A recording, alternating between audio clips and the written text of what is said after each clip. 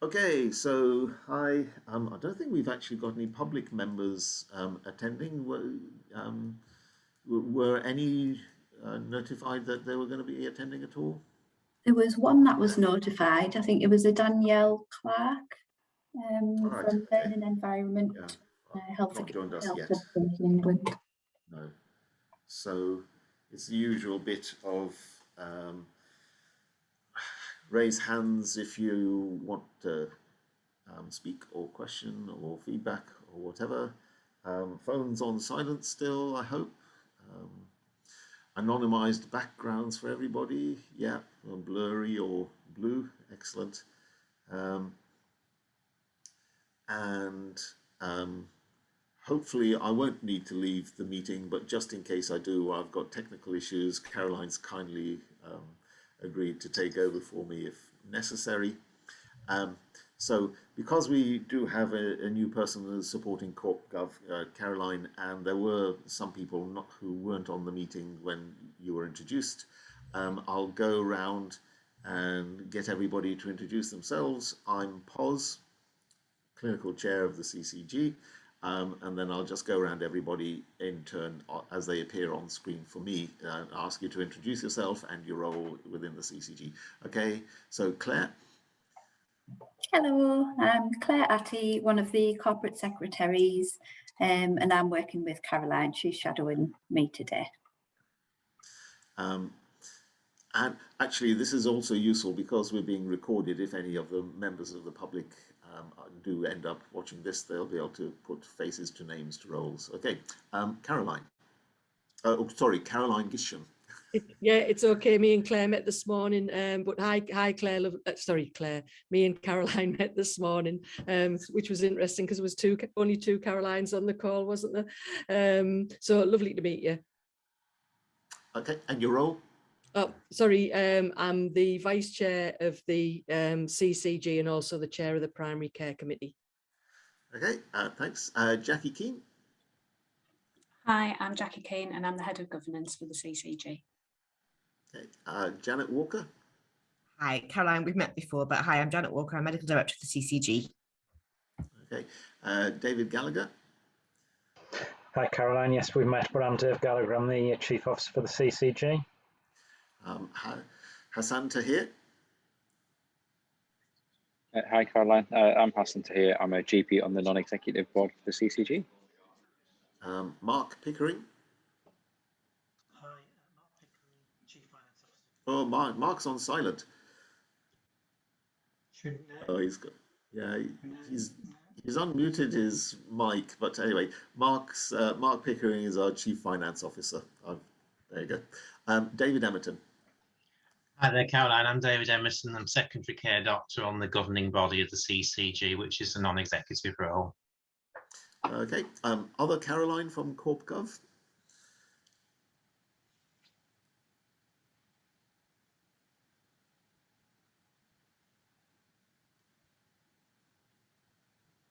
Oh, it's not unmuting. Oh, there you go.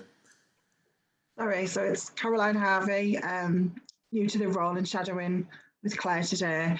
I've been in the CCG about 16 months, but I previously worked in the children and young people's team. Thanks. You. Hi and welcome. Karen Dales. Hi, I'm Karen Dales. I'm a lay member and audit committee chair. Okay, Jean Golightly. Hello, Jean Golightly, Director of Nursing and Quality for the CCG. Okay, Joanna Bushnell, or Joe Bushnell.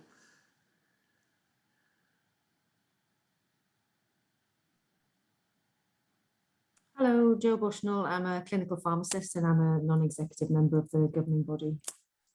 Thanks. James Neverson. Hi, I'm James Neverson, GP from Darlington and elected healthcare representative. Thanks. Andy Mackay. Hi, Caroline. I'm Andy Mackay. I'm an independent member for the CCG and I'll chair the Quality Committee. Jessica Hollingsworth. Hi, I'm Jess Hollingsworth. I'm a GP in Middlesbrough and also one of the non-executive GPs on the board. Craig Blair. Hi, I'm Craig Blair, Director of Commissioning in the CCG. Okay. Ali Johnson. I'm Alistair Johnston. I'm a GP in Ingleby and Thornaby and one of the non-exec GP members of the governing body. Okay, and all the boxes have just reshuffled themselves on my screen. So have I missed anybody? If I have, please raise your hands and introduce yourself. Otherwise, we'll carry on. Okie dokie. Pause. I'm hoping you can hear me now if I've managed to tweak the settings. Yeah. Ah, yes. Excellent. Thank you. Hi, Caroline. All right. That'll make the finance report a little bit easier. Thanks. Okie dokie. So thank you very much. So I'll just quickly do the apologies for the record. Karen Hawkins, Alex Sinclair, Michelle Thompson, and Mark Adams. Okay. So public members still hasn't managed to attend, but if they join, fair enough. So I haven't had any other business notified. Does anybody want to raise any other business that's not on the agenda or not covered by various reports coming up? No. Okay. And declarations of interest, we've got the list of declarations of interest attached with the papers. Anybody want to raise any matter on the agenda? There was one declaration of interest, I think, potentially because we had the papers differing for somebody who wasn't any interest declared. What was that? Was that for? It's relating to minutes. It was relating to the minutes. Right. Okay. And that was for Janet, was that? For Janet. Yeah. Okay. So moving on to the minutes. Okay. So page 8 of the papers. So for accuracy and any matters arising that haven't been noted on the papers. So page 8, page 9,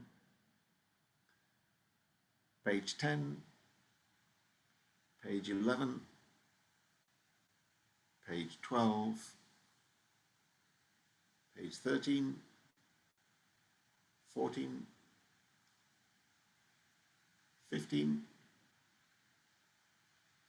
16, 17,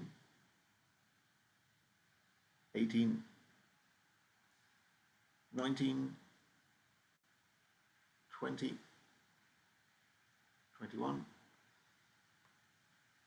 22, 23, page 24. Everybody happy with those as an accurate record? Yeah, nods around. Okay, we'll take those as an accurate record. And we've got one completed action in relation to previous minutes, and then one action open quality and safeguarding report that potentially is slightly dealt with in one of the agenda items later. But Jean, do you want to mention anything while we're here? Can we close this off because it's an actual agenda item later? Yeah, I think it's helpful probably just to close it off in terms of specifics. We have checked this. The nearest hospice provision for children and young people, so under the age of 18, would be either Newcastle or Harrogate. So the next question that colleagues are likely to have is, so what happens for these children and young people? And there is current arrangements relate to wraparound community services going into support the family and the child, depending on their need. Ultimately, again, depending on their need and acuity, they would perhaps maybe need to go to hospital, but obviously that's going to be for the shortest time possible. So in the absence of optimum capacity locally, everybody's cited on that. So there is the commitment and desire to support the child in the home setting, but that is always going to have to be flexible depending on their needs. Okay, thanks, Jean. And there was a specific thing here about availability within the Durham area. So presumably the Newcastle bit relates to the Durham bit. There is nothing in Durham. That's why it's Newcastle or Harrogate. Fine. Okay, lovely. Thanks for the clarification. Okay, so we'll close that off. Okay, matters rising in action log, and then moving on, my report. So you've received the report. I won't go through it in detail, but there was a sort of really significant impact on the NHS and generally as a result of a shortage of blood bottles, which led to some variations in ways of working, which there was a very helpful guidance issued by Department of Health in relation to what should be prioritised, which made living with this a little bit easier, but it has of late started easing as blood bottles have become available. Governing body working, we had a development session, but the only other item to mention on governing body working is that our esteemed colleague Jessica Hollingsworth is now going to be moving on to somewhat interesting pastures new in relation to pediatric network and prescribing lead, I think, if that's right, Jessica. So she's going to be leaving us at the end of the month. So thank you very much on behalf of all of the governing body and the CCG for all the input and work that you've done and the support that you've provided to us as a governing body. So thank you very much, and noting that for the record as to our gratitude. Thanks, Paul. Okay, moving on, there's a report on the council of members meeting later on from myself, so I won't go into any more detail just now. Any questions or queries? No.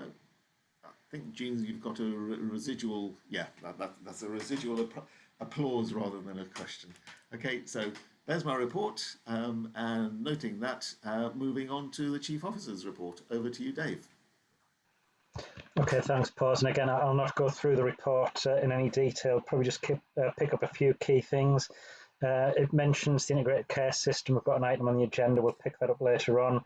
I did want to pick up the issue about pressures in the system that certainly GP colleagues will be aware of, but the whole system continues to be under immense pressure, and that's the health and social care system, a mix of increasing and probably static in some respects community infection rates for COVID, which is having an impact on people needing the service, but equally having an impact on staffing, and that's something we're just working with at the moment.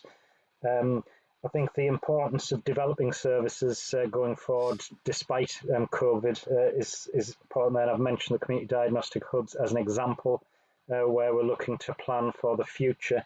And probably the last bit that's in the report is the efforts to get back into the office. It's interesting that over the last few weeks we've had increasing numbers of people getting back into the office, and we've got a phased programme that Mark's leading with the staff group to get people safely back into the office, a new hybrid way of working, so not everybody's in the office all of the time, but there are some touch points, and it seems to be going well so far, and there's an immense amount of effort going into that, so thanks to everybody.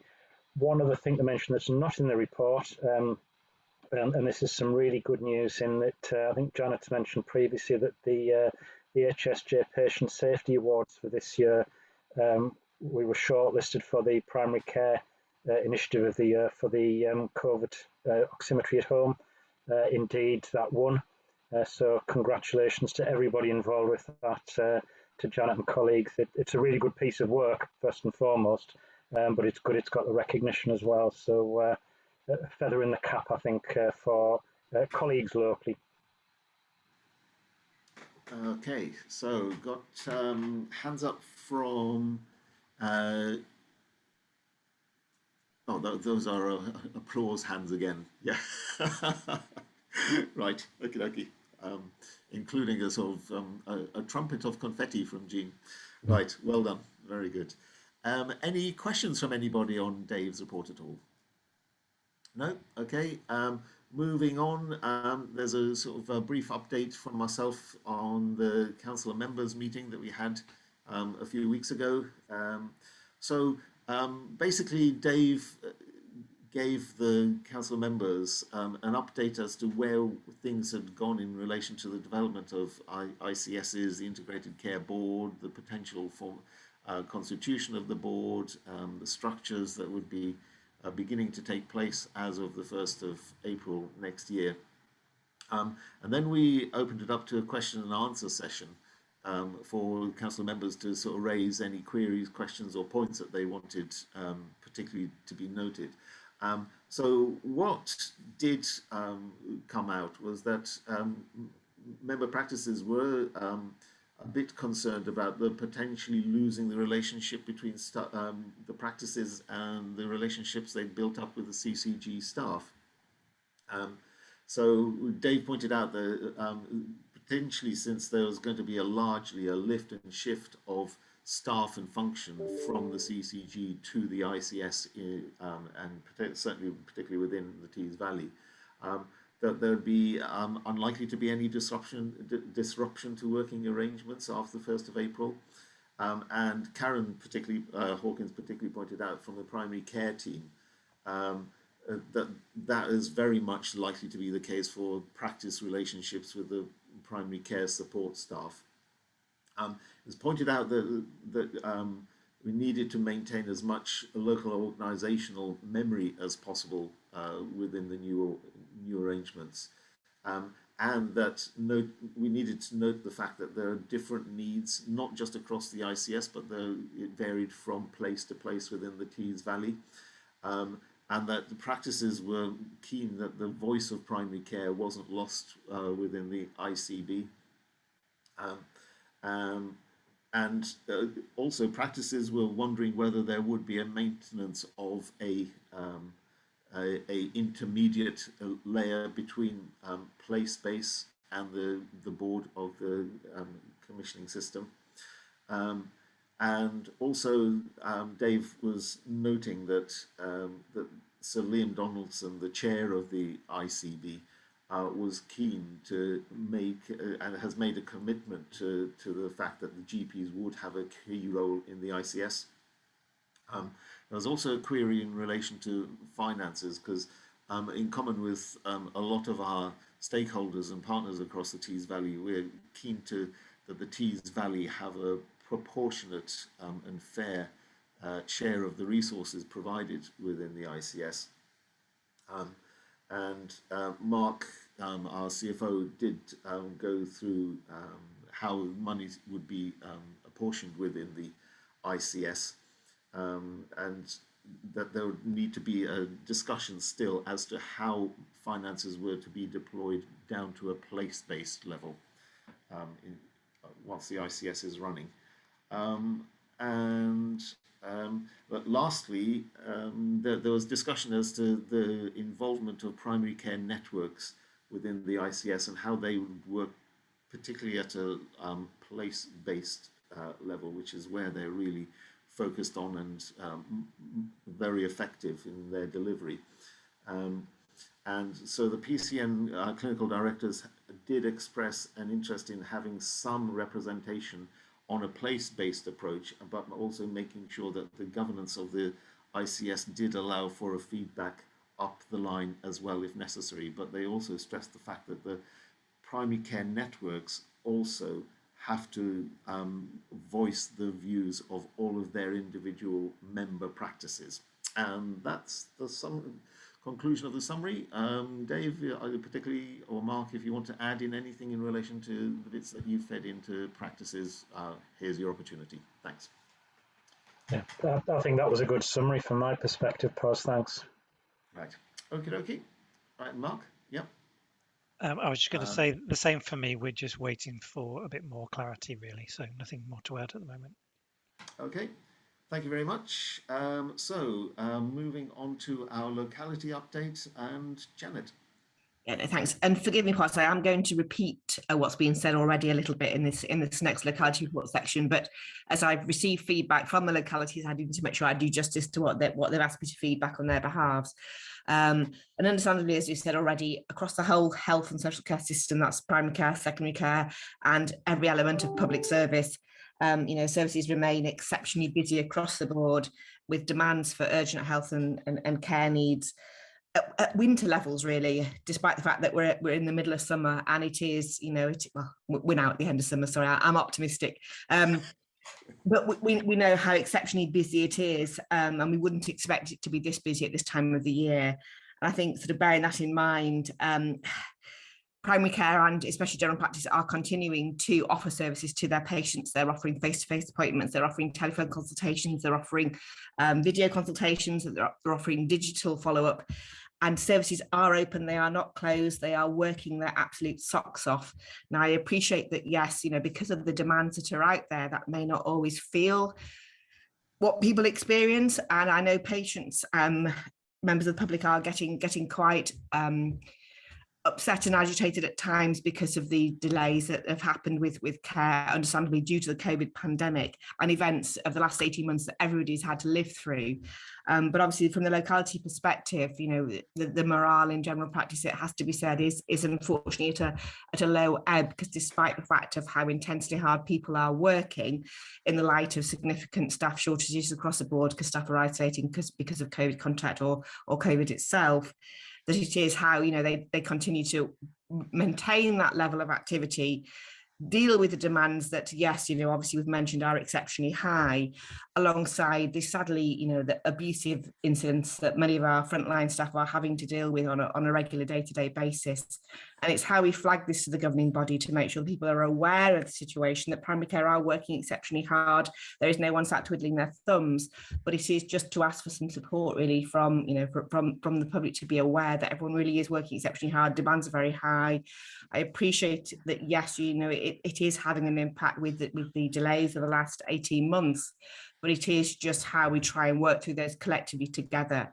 Understandably, there is a need to make sure that those with greatest health needs are dealt with and treated in the best, quickest way possible. And that is obviously is what clinical staff are dealing with as we speak. However, it is just that awareness that, unfortunately, the level of abuse in primary care at the moment is exceptionally high, which sadly, as some of you will be aware, culminated in a very nasty violence episode in Manchester last week. And it is how we try and make sure people are aware that everyone is trying their hardest, and it is, be a patient and just try and understand of everything that's going on around those who are trying to provide the care to you. Lots of good things are also going on, though, despite all this. And obviously, Potter's already mentioned Dave's mentioned the HSJ award, and the COVID oximetry at home continues to provide patients monitoring in their home setting when they actually are suffering from COVID. The blood bottles issue, again, has been touched on in Potter's report. Just to confirm and follow on from what Potter's already said, the acuteness of the situation is now easing, and primary care, as of the beginning of this week, have been able to resume to a more usual service of blood taking. However, bearing in mind those patients that had to have their routine and not clinically urgent investigations deferred for a bit, we are being encouraged to catch up with those over the next 8 weeks, and make sure that in future to do our best for our patients, that all of us across primary and secondary care, when we are ordering any blood testing investigations, because no one likes to have a needle stuck into them unless they have to, that we are appropriately using them, and if they've had the test done elsewhere, don't repeat it, and make sure that we're getting the best use of all our services and resources. There's been very useful guidance produced for primary and secondary care as to the appropriate monitoring intervals for different medications that require monitoring, as well as when, the time when you would repeat a test to actually expect to see a change in the level of that test that you're monitoring, just to make sure that, yes, we make the best use of blood bottles in the future, because this isn't the first time the shortage has happened. So it's a global issue, and it's how we all make the best use of what we've got. So that is hopefully going to ease, and things will, hopefully not recur over the winter months. Vaccinations, will be remiss of me not to mention the vaccination programme. There's a little chunk in Dave's report as well. But just since that report was sent out, we've received the phase 3 guidance for the booster programme. And yes, some of you, forgive me not mentioning any names, but some of you will be of an age that you may already have received your invite from the NHS to have your booster dose. But for those that haven't, and for anyone else who watches this recording afterwards, just to stress to people, the NHS will be in contact with you when you are called for your booster dose, because there's a requirement that you cannot have your booster dose until it is 180 days or 6 months after you have had your second dose of your primary course. So don't panic if you haven't heard, don't worry. It's because you haven't met that trigger point. You cannot be allowed to have your booster dose until you've met that trigger point.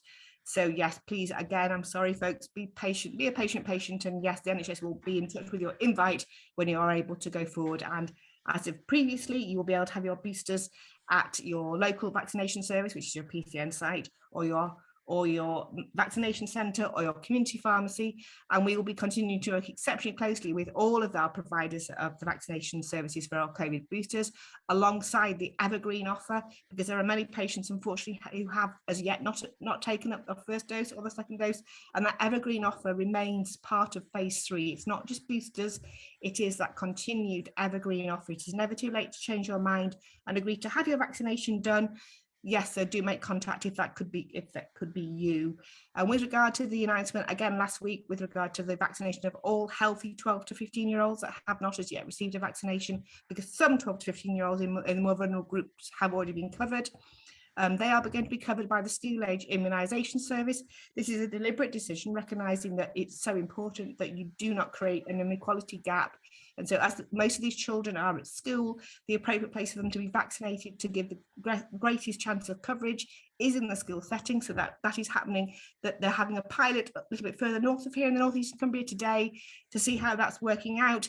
And all children will hopefully be offered the vaccination and covered before half term or by half term, or just sneaking into the week after half term. So that will be coming to schools very near you very shortly. And to be fair, Pos, that were the main things I had to feed back, but there may be some questions from some of that, which, I'm very happy to take. Okay, over to David. Thank you, Janet. I think it is to note that there is enormous demand on the health service, in particularly in general practice. GPs are working very hard and using a skillful mix of telephone consultations, videos, and face-to-face to see considerably more patients than they would have done in the equivalent time last year. But it's very regrettable, partly fueled, I think, by the media, that the public don't understand. There's a public clamour for return to face-to-face consultations, which of course are already happening. And my question is really, what can we do as a CCG to help with positive publicity about the work that's going on? Is the data that's readily available showing how much the work has gone up in recent weeks? Are there any statements or interviews that can be given to inform the public, and also to encourage health professionals who are working so hard and feel criticised? Respond positive, if that's okay. Yeah, Janet, but yeah, I mean, David, you're quite right. There, not surprisingly, there are many quarters that are looking at what we can do to support primary care. Obviously, the BMA are taking a lot of steps, as are the GPC and our local medical committees as well, trying to make sure that we help to get those messages out to the public, and from a governing body perspective, support to communicate out those messages, to explain how our services are running in primary care. Certainly, I think now would be a sensible time for us to be looking at having some media presence on the messages about, how patients can be supported to access the healthcare in the best way, with that understanding of the situation that's affecting those providing the service to them. So that would actually be very much appreciated. With regard to the gathering the data as to how busy we are compared to previous years, there's a few levels of that, and the practices are asked to report OPAL, which it's an OPAL level, which reports how many staff they have that are available to provide their service. Obviously, when staff are isolating with COVID and a variety of bits and pieces, it puts practices at significant pressure. This is not dissimilar to a system that operates amongst the hospital setting, that actually records the pressures that hospitals are under, and at what point they need to escalate to ask for additional support and mutual aid from in practice practice's case, practices working together across their primary care networks. So that is ongoing. It is a relatively new initiative in primary care, and that OPAL level reporting does demonstrate that there are significant pressures affecting many practices. And obviously it fluctuates depending on, you know, which staff are isolating at the time, but that has given us very useful information about the significant pressures that do often very much mirror when hospitals are also under pressure as well. From an activity point of view, it's slightly harder to quantify in primary care. It's not quite as easy to count the activity that we do. Surgeries, a lot of surgeries are certainly recording the number of telephone appointments, face-to-face appointments, and the consultation types that they do, and can demonstrate clearly significant increases in activity. But the smaller things like dealing with the repeat prescription query, that doesn't actually get counted anywhere, but it is something that is really, really important. That individual patient can take a significant amount of time, but yet, you know, isn't as always as easy to count from a widget perspective.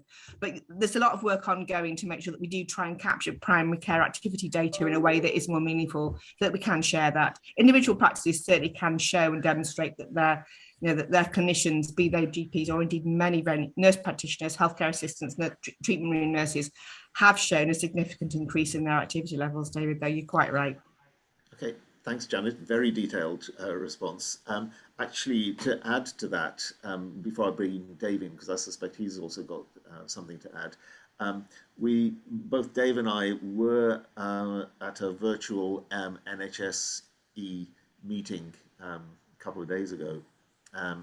And to report, just to give you, David, the assurance that NHSE is aware of the level of pressure within primary care, and indeed they are actively seeking suggestions from CCGs and from the system as to what measures could be started or used to help reduce the pressure on primary care. So certainly I hopefully will be, or the CCG will be feeding back our best thoughts in relation to what could be done to reduce the pressure on our practices and the ones nationally. Okay, over to you, Dave. Yeah, thanks, Buzz. I know Joanna and Hassan want to come in a moment, but yeah, there's a multi-layered approach needed for this, because you're absolutely right, David. There's a need to support all colleagues in this. On the information front, there's some work going on at a North Eastern Yorkshire regional level to try and articulate some of that to demonstrate the point that you're making. I think the comms, though, we just need to get, you know, there's probably some national comms, some regional stuff, and then some very local bespoke stuff that we need to get into so we can get the message across the public. But I think there's also some internal comms that we need to do to demonstrate, and we could do it from the governing body's perspective, to be fair, to demonstrate the CCG support for colleagues working in primary care, general practice at the moment. So we might want to think pause about how we get that message out to say we're supporting them. So there's a comms to the masses, if you like, but then the comms just to support and thank local services, which we need to pick up. Thanks. Okay, lots of people wanting to speak. So Joe, and then Hassan, and then Ali, and then Jessica. So Joe first. Thanks, Pause. So whilst I echo what's just been said and discussed, just a couple of comments, I suppose, and some feedback. I think it's communication. I think there's a lot of misinformation and misunderstanding out there about how general practice is operating at the moment, and so patients struggle to get in touch, or they phone and they're number 24 in the queue, and that's what they understand. So it feels that like access is extremely difficult. And I mean, I had a conversation with a patient on this week, and her view was that the GPs were all busy doing private work, and that's why they weren't accessible. So we did have a discussion, and hopefully she left better informed. But I think you know, if your first attempt, or you know, if you're trying to get through and your number, whatever it is in the queue, and we always apologise and explain and so on. But I did see a nice just a plan on a page. I think it might have been a PCN in Harrogate, or that part of the world, just explaining how general practice was operating at the moment. why we're doing triage. If it's urgent, you will always be seen face to face or referred, etc., etc. And that was, I thought that was helpful and nice. But yes, I think there's a lot of misinformation, and I think the difficulty sometimes, because of the pressure on telephone lines, is then over interpreted into it's impossible to see one of your healthcare professionals. Thanks. Yep. Thanks, Joe. And yeah, some of your things that you raised there were kind of reflected in Michelle's PPE report later. Yeah, thanks. Hassan. Yeah, thanks, Pos. I must say I was quite disappointed to see a lot of the national headlines about primary care. Even more disappointed to see the lack of support offered to us by our new health secretary and the Prime Minister, which it really does beg a belief, which has led to some really horrible incidents our colleagues have faced in Manchester, where people are being assaulted as a result of this. I think a particular group that are especially vulnerable are our colleagues working in reception. They're the front line to patients, and speaking to them anecdotally, that they're at a breaking point, and any support we can offer them in terms of resilience, in terms of a different avenue for stress relief, will be incredibly welcome, because I just see this group as being particularly vulnerable. So I think any local communication, anything that we can do to help reinforce the great job that they're doing will be most welcome. Okay, thanks, Hassan. Before moving on to Ali and Jessica, I think it would probably be useful for our next governing body meeting for us to have in our reports to the governing body what actions actually were taken in relation to support and publicity that we put in place to support our primary care member practices. Okay, Ali. Thanks, Pos.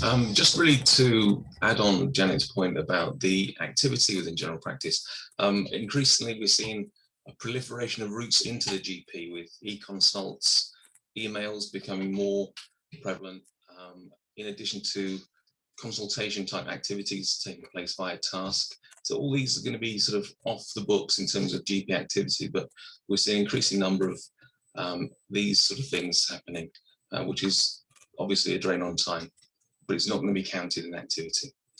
So whilst we do encourage some additional contacts by e-consults, it's hard to see where the additional resource is coming from. And really just to echo Hassan's point, our receptionists are, despite recruiting more numbers, seeing constant attrition to different sort of fields of work because it's better paid and the conditions of work are much, much better.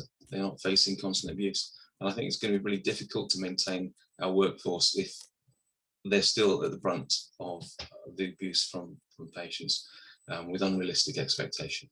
So I think any communication to that point would be really valuable. So thanks. Thanks, Ali. I think it would be worth pointing out that there has been a deployment of additional resource from the CCG to primary care, particularly through the COVID period. The part of the difficulty is that there's also a crunch on staffing availability. So whereas practices may have had some more financial resource available, there is a limitation on the number of staff available out there in the system to help primary care cope with the pressures.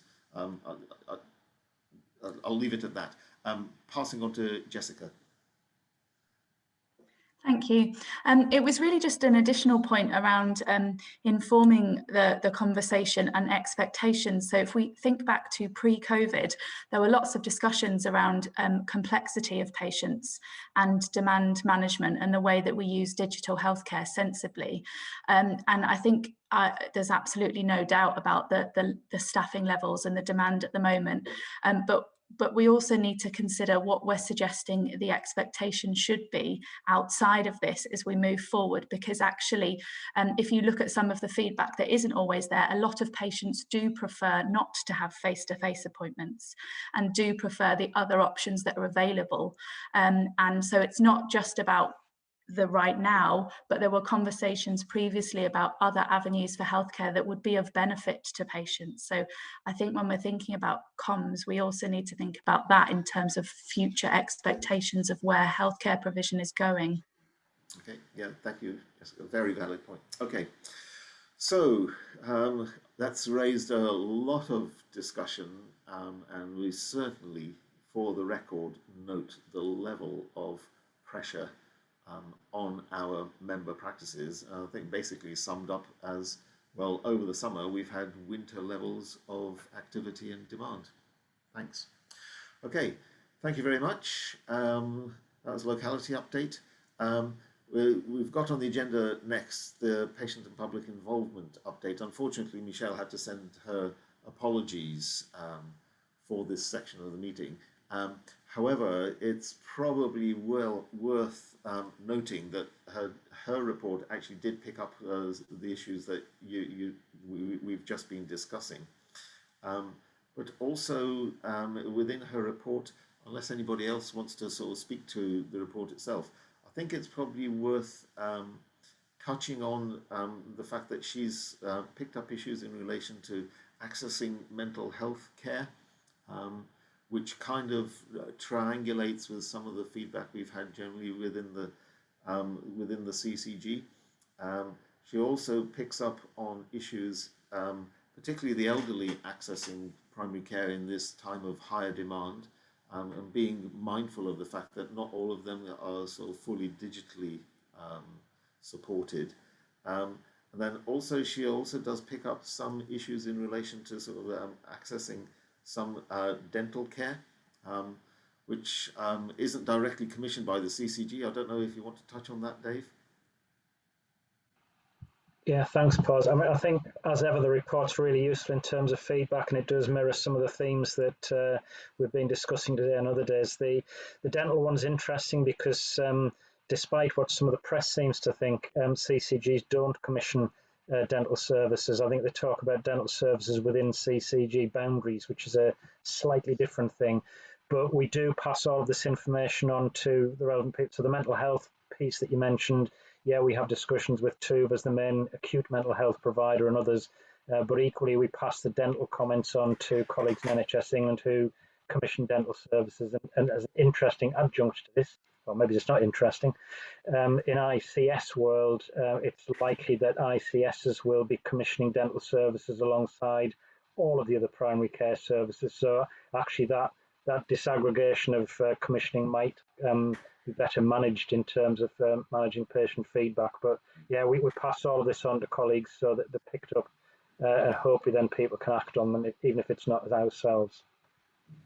And to particularly, I think, to take note within Michelle's report is how well and how powerful the individual patient stories are there in relation to sort of helping to sort of flush out the sort of direct impacts on individual people of some of the wider issues that we constantly are having to deal with. So yeah, so patient public involvement update report noted, and much appreciate the level of detail that Michelle puts in. Okay, so that's noted, and moving on to items for decision. Jackie, the emergency preparedness resilience response process. Over to you, Jackie. Okay, thanks, Chair. Before I go on to that item, can I just mention a couple of things on the previous one, which is the CCG's PPI report. It's sort of like a dual item on the agenda, Pause, so it's easy to overlook. I really just briefly, I just wanted to bring to the governing body's attention what we've tried to do is identify some of the actions that we've taken against last year's national assessment. Members will remember that was based on the 3 previous CCGs, and there were some areas highlighted that we could further develop, and we worked with NHS England on that, and Michelle Thompson was actually a really valuable part of that work. The way we approached it, we also included representatives from our 3 community groups. So we've got, we commission groups that cover Hartlepool and Stockton, the South Tees area and the Darlington area, and we invited those along as well, so we could work together really about looking at how we could move forward on some of those actions. Some of the actions that were identified last year are now better placed to be addressed as part of the ICP work, in terms of the broader development of things, but we are continuing to link in with people and try and learn from good practice as well. The 2020-21 assessment was a very, very different process, but we've highlighted what the outcome of that was, and there was a recognition of the way that we are engaging and collaborating with other organisations. We included a little bit there about comms and engagement and health watch reports, as well as equality and diversity. And the reason I've included something on equality and diversity this time, because when we're considering linking in with patient groups, thinking about how we engage with people, how we communicate, I think it's really important that our staff are also aware of not only the population that we serve, but any issues, and being able to do a bit of self-reflection, which is one of the reasons why we did the unconscious bias training and things like that. So although at first glance it might look a bit odd being in this, that's the rationale for it, because it really does have to underpin people's thinking and become part of our consciousness. So that's why I'd included that in there.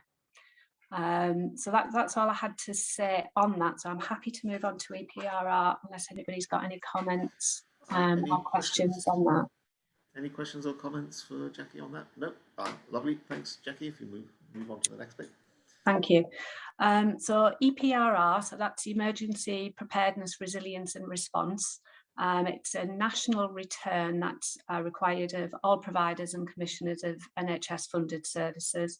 Basically, it's an assurance process that demonstrates any gaps or any strengths, any learning that we can gather from other organisations to respond to major critical and business continuity incidents while still maintaining our services to patients.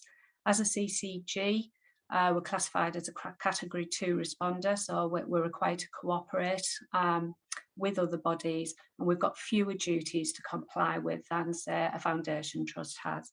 Maybe some changes to that as we move forward into the new organisations post-April, but at the moment, that's the category, and the report itself goes into a bit more detail about what that means. So each year we have to provide an assessment against the core standards, and there's about 40 odd core standards that we have to comply with. We've discussed it internally and we've discussed it with other CCGs as well, just to make sure that we're all following a similar sort of process and we're not leading ourselves into a false sense of security. But the result of those conversations is that we do consider ourselves to be fully compliant with the standards. The next stages will be, there will be a moderation panel across the patch, which NHS England are included, and that they'll do a bit of challenge and to also identify any potential gaps that organisations might have, or as a system that we need to learn from. The process also touches on the business continuity plan. So for us, that's predominantly around how we as an organisation would respond to any internal business continuity issues. And as members are aware, we do review that annually. We are currently planning a desktop exercise as well to reflect some learning from other organisations in relation to cybersecurity issues. So that will be something that we'll be doing over the next few months. So we are required to bring this into the governing body and for approval by the governing body in order to submit it to NHS England. So if anybody's got any queries, I can see David's hand's just popped up. Yeah, over to David. Thanks very much for that, Jackie. I wanted to ask about domain for the command and control, which refers to on-call mechanism, CCGs, including on the regional on-call rota.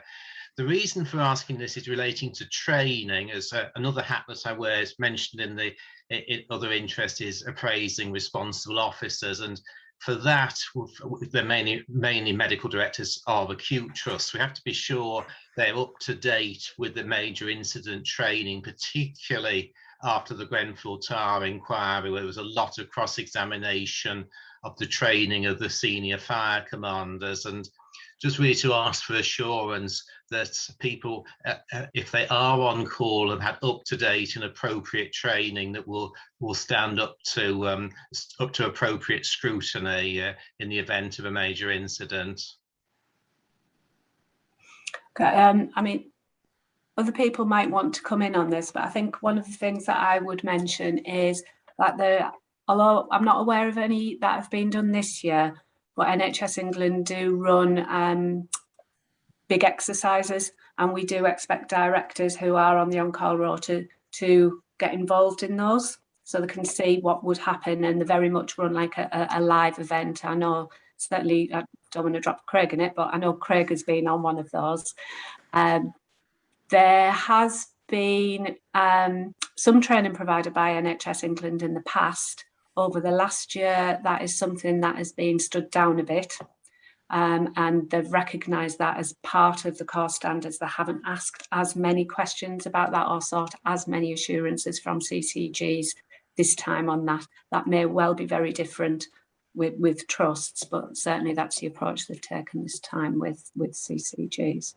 So can you give assurance, Jackie, that appropriate training has been done by all on the rotas within, say, the last 2 to 3 years?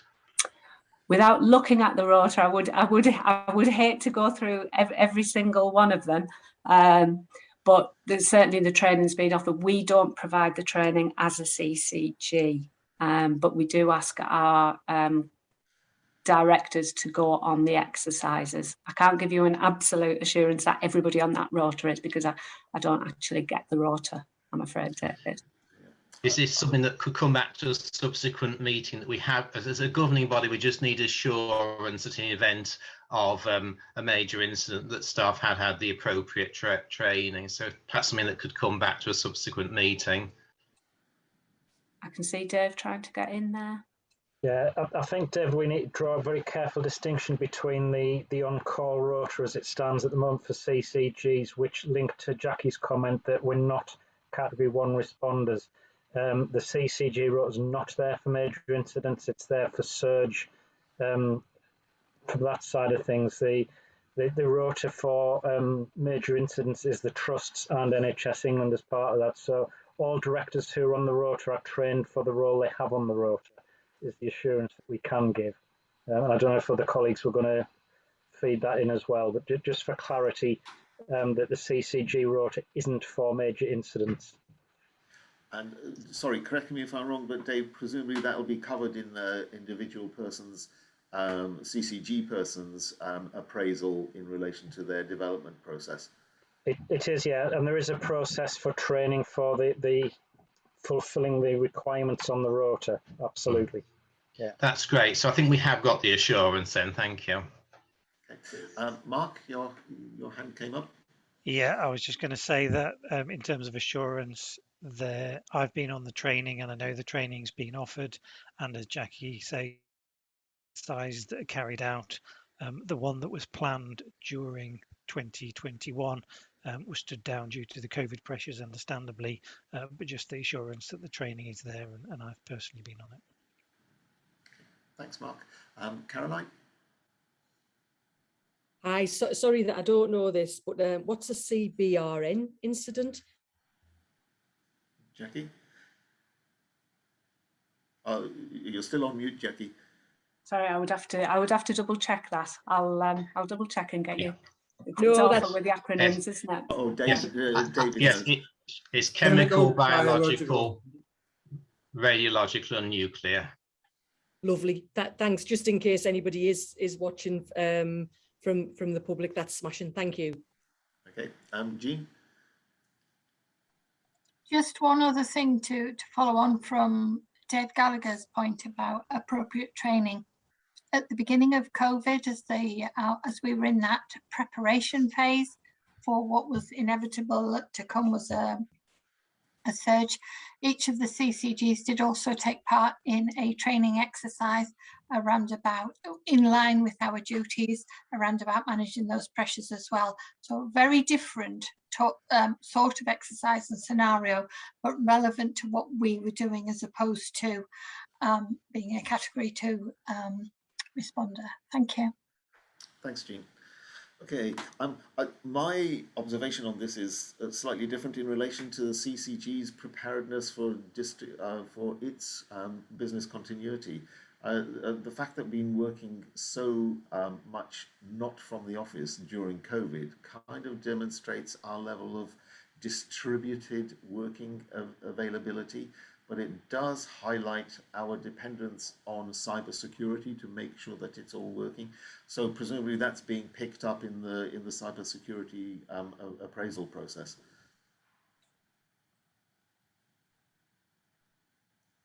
Yeah, Jackie. Yeah. Sorry, I was about to respond. It's just I noticed Mark's hand was up. Oh, sorry, Mark. Didn't see you. Yes, I was just going to say that we've had a report recently through Audit Committee that has clarified some of the cybersecurity arrangements and also provided some assurance about the current state and some of the future plans for that. So we've taken some assurance through that route. Oh, lovely. That's great. Thank you very much.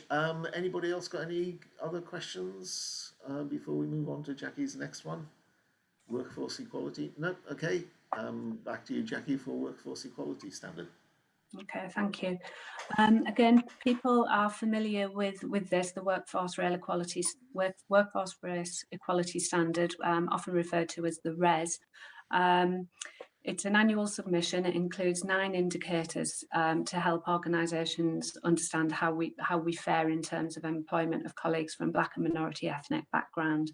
Can see that our levels are very low, which is in common with other CCGs across the patch. The report provides a summary of the progress against last year's action plan and the actions that we're considering at ICS level as we're moving towards becoming one workforce. And certainly the concept of the one workforce for the ICB, as will be, has led to the approach to have a single action plan, which you've got in front of you today. Obviously, we'll need to nuance some of our local actions to fit in with that, and to reflect our own population, where it seemed a sensible approach to all work towards the same overarching actions as well. What we've also tried to do is reflect things that have come out from the staff survey so that we're not having these things standing alone. We do ask questions as part of the staff survey, some of the actions that we take, for instance, bullying, harassment, or things like that actually link into a myriad of different things and help us become an overall better employer with the aim of clearly having a much more representative workforce as we move forward. So again, that was all I had to say on that. I'm more than happy to take any questions. Just one comment. Last year, we were disappointed to see bullying, harassment, abuse from colleagues present on the report. How has that changed from the previous year, and what are we doing in relation to minimising, well, obviously you can't always cut it out completely, but minimising the impact on our staff and colleagues? The staff survey for this year is about to launch towards the end of this month, so we'll get some feedback from that. But in terms of the actions that we're taking, we're coming at it from lots of different ways. We've highlighted to staff that the formal things, such as the policies and the procedures that we've got in place, people that they can go and talk to. But one of the things that came up at the staff event, because we had a conversation at the staff event about this as well, is, in terms of newer managers or managers that may have always had members of staff that they've never really had to have difficult conversations with or anything like that, may well be, and I'm not saying they are, but they may well be less skilled at the way they communicate with people. And that could be perceived as inappropriate conversation. So what we're also trying to do is work with our managers, all of the managers across the board, as well as all of our staff, and offer them some training in the softer side of management, helping to coach people through conversations, etc., etc.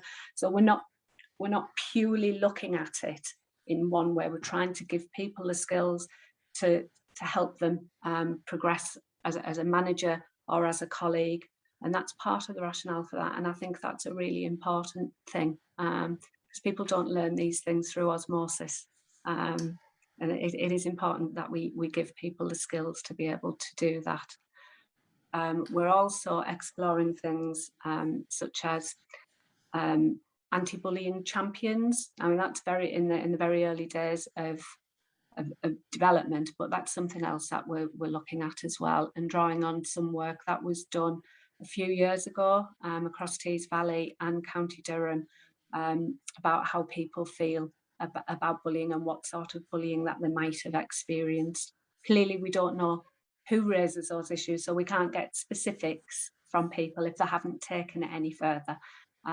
But we try to make it as accessible, so people have got somewhere to go and talk to if they don't feel they can talk to the line manager, that they've got other places to go to as well. Thanks. Caroline and Jean, I noticed you both got your hands up. And Jean, is yours came up while Jackie was talking? Is that directly to do something in relation to what Jackie said? I'll bring you in first then.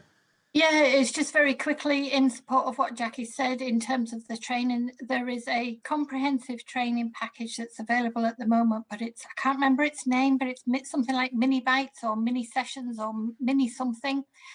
Recognising that everybody, the way that we're working at the moment is, although it's become the norm, it's very difficult to deliver training in an environment like that. So our HR colleagues are definitely going the extra mile to provide something that you can dip into and dip out of, and you don't have to give up your whole afternoon and everything like that. And it's across a broad range of subjects, which was just to support what Jackie was saying. Thanks. Thanks, Jean. Caroline? Thanks, Pos. I had a few comments. I was really pleased to see this report.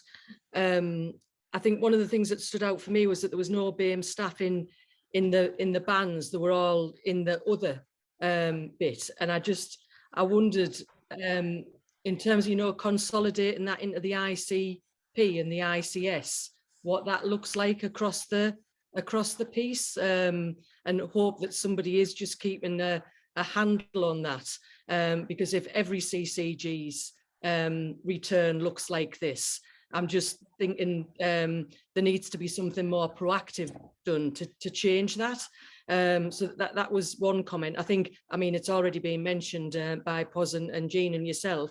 That indicator 6 is a real worry, and I wasn't sure that 9% was a small number. It felt like quite a big number to me. And one of the things I wondered was about, I don't particularly like terms like bullying and harassment and domestic abuse, if I'm honest, because I think they're very generic terms and they cover up quite often some quite serious behaviours.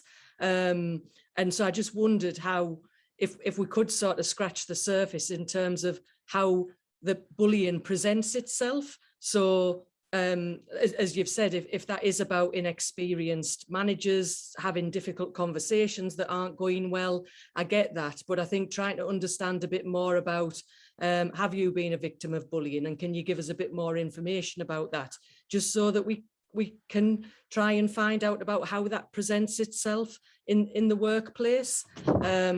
And then the only other thing I was going to mention is in the housing sector, there's been quite a lot of work done recently by a group called the Housing Diversity Network. But the housing groups in Tees Valley, so Beyond 13 and North Star, have really taken this up about trying to get diversity on the boards, and they did some really good work. And I think we'd have to check this out, but I think they had 100 applicants apply for a diversity trainee program for the boards, and that has really got some traction. And it's obviously it's in our region, so it might just be worth talking to them about how they managed to get that many people interested, because I know they did put a lot of effort into that. So really that was my observations having read the report, but it was great to see the report. But I think there is just that bullying and harassment has bubbled bubbled through year on year, and I just wonder if we should get a bit more specific with it now in terms of understanding where that's coming from and what that's about. Thank you. Thanks, Caroline. I don't know who to pick next. Dave next, and then Jackie. Jean, you've still got your hand. Is that a new hand or is that an old hand? New hand. Okay. Dave, Jackie, Jean. Okay, yeah, thanks, Caroline, and points well made. I think specifically bullying and harassment, there's no such thing as a small number. The number you need is 0. So absolutely, we need to be working towards that. And I think we need as much insight as possible as what people are actually experiencing, because what they're experiencing is real to them, and then manage some of that through just to make sure everybody's aware. And that's the journey we've started on, but it's I'll say it's hard work, but it's worth persevering with. Just your comment about other CCGs. Obviously, I've got experience in another CCG, and the res looked like there, and it was different to here. It was more diverse.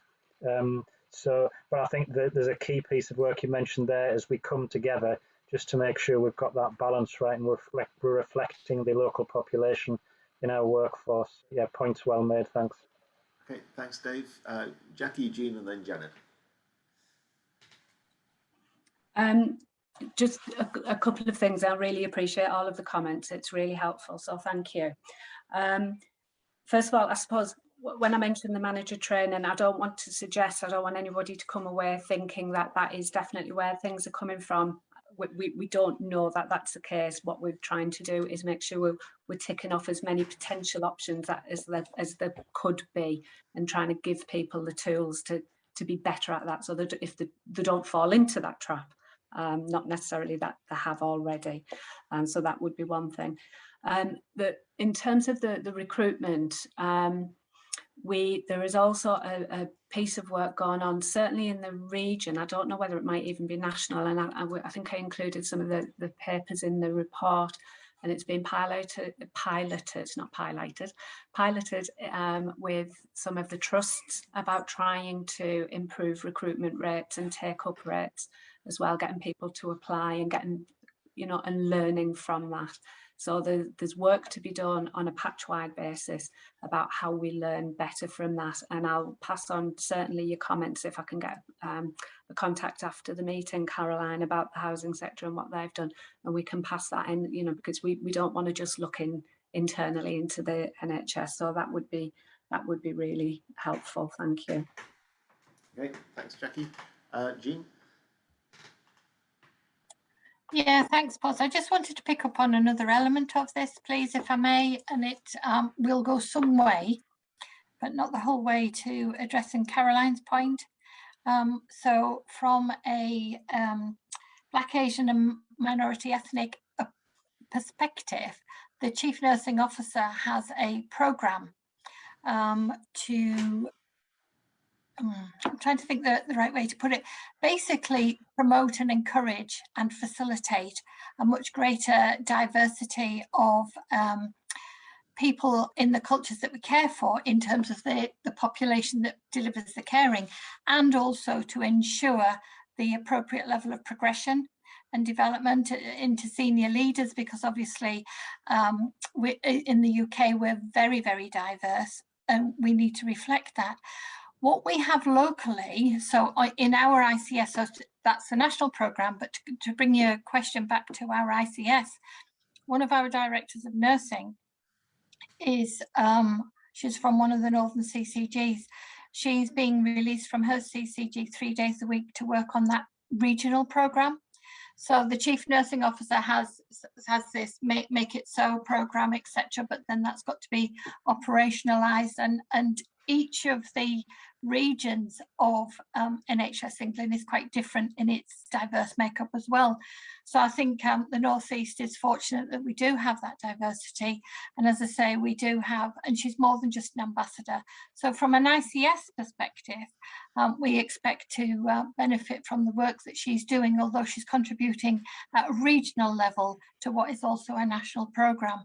Now, the bigger impacts of that, of course, we don't talk about it very much, but nurse recruitment, we've talked very much about pressures in terms of GPs, primary care, etc. But nurse recruitment is a real problem at the minute, and it's an ongoing problem. And actually, people need to be supported to enter into the profession, supported to stay in the profession, and supported to advance in the profession. So that is the sort of the wider determinants of that programme. And as an ICS, we are fortunate, and also as a group of directors of nursing, we're very fortunate because we sort of have that tap quite close. But that's a bit more about the wider works that the CCGs are doing. Thank you. Oh, Thanks, Jean. Jean. Noted. Janet. Just quickly to flag that amongst the clinical leads, we have a much more representative ethnic spread, which obviously reflects the community working out in primary care. So that's a positive to note, but obviously doesn't get picked up in this report. But one thing that I think we need to be mindful of is to making sure that the ICB makeup reflects the diversity that it needs to. And I think that's one thing that we all need to be mindful of. Yes, very, very valid point. Okay, so thank you very much all. So we certainly note the report, and we've, I think, pretty thoroughly considered the implications of the report as well. And is everybody happy to approve this report? Yeah, nods around. Okay, lovely. So that's approved, and we come to our break, 10 minutes. Yeah, so we'll restart at 3:30, folks.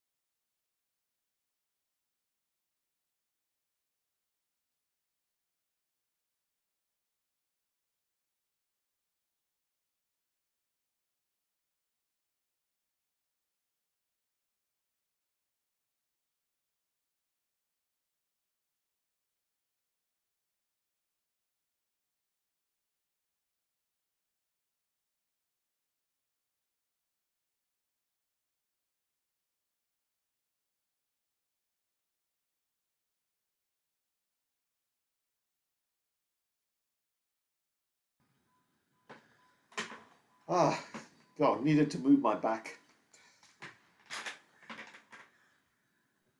You all right, boss? Yeah, Yeah. yeah. It's easing. Thanks. I just needed to move my back because I've been sat in one position for too long.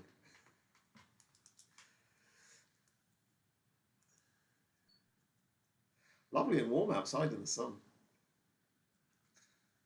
There's a carnival going on outside my window. I think it's there must be something. I'm in a university building, so there must be some type of an event. So if it gets a bit too noisy, I'll shut the windows.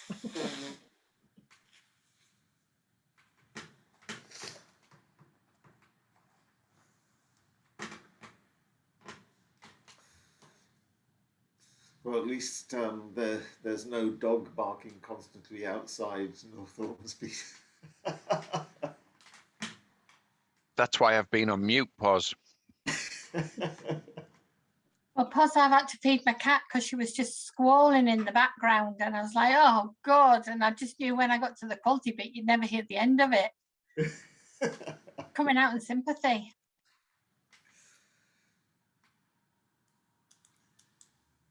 Right, might as well kick off. It's past. Okay, over to you, Dave, for the ICS update.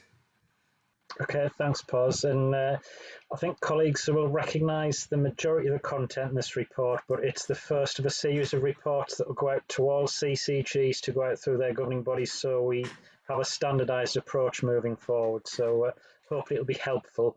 It also will inform members of the public that attend our meetings as well. So just going through the key points of the report, really, it outlines the bill and what the bill's about, the creation, subject to legislation, of an integrated care board and an associated integrated care partnership that brings in a wider representation.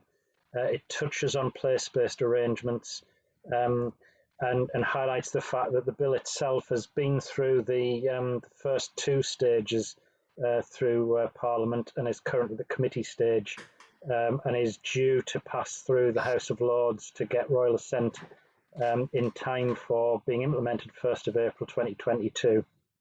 It then goes on to describe more locally the approach we're using within North East and North Cumbria with a development transition programme board that we've got, how that's working with a number of people, including the ICS executive lead, who's Alan Foster, working with the accountable officers of the CCGs and with NHSE colleagues and supported by a small number of other people.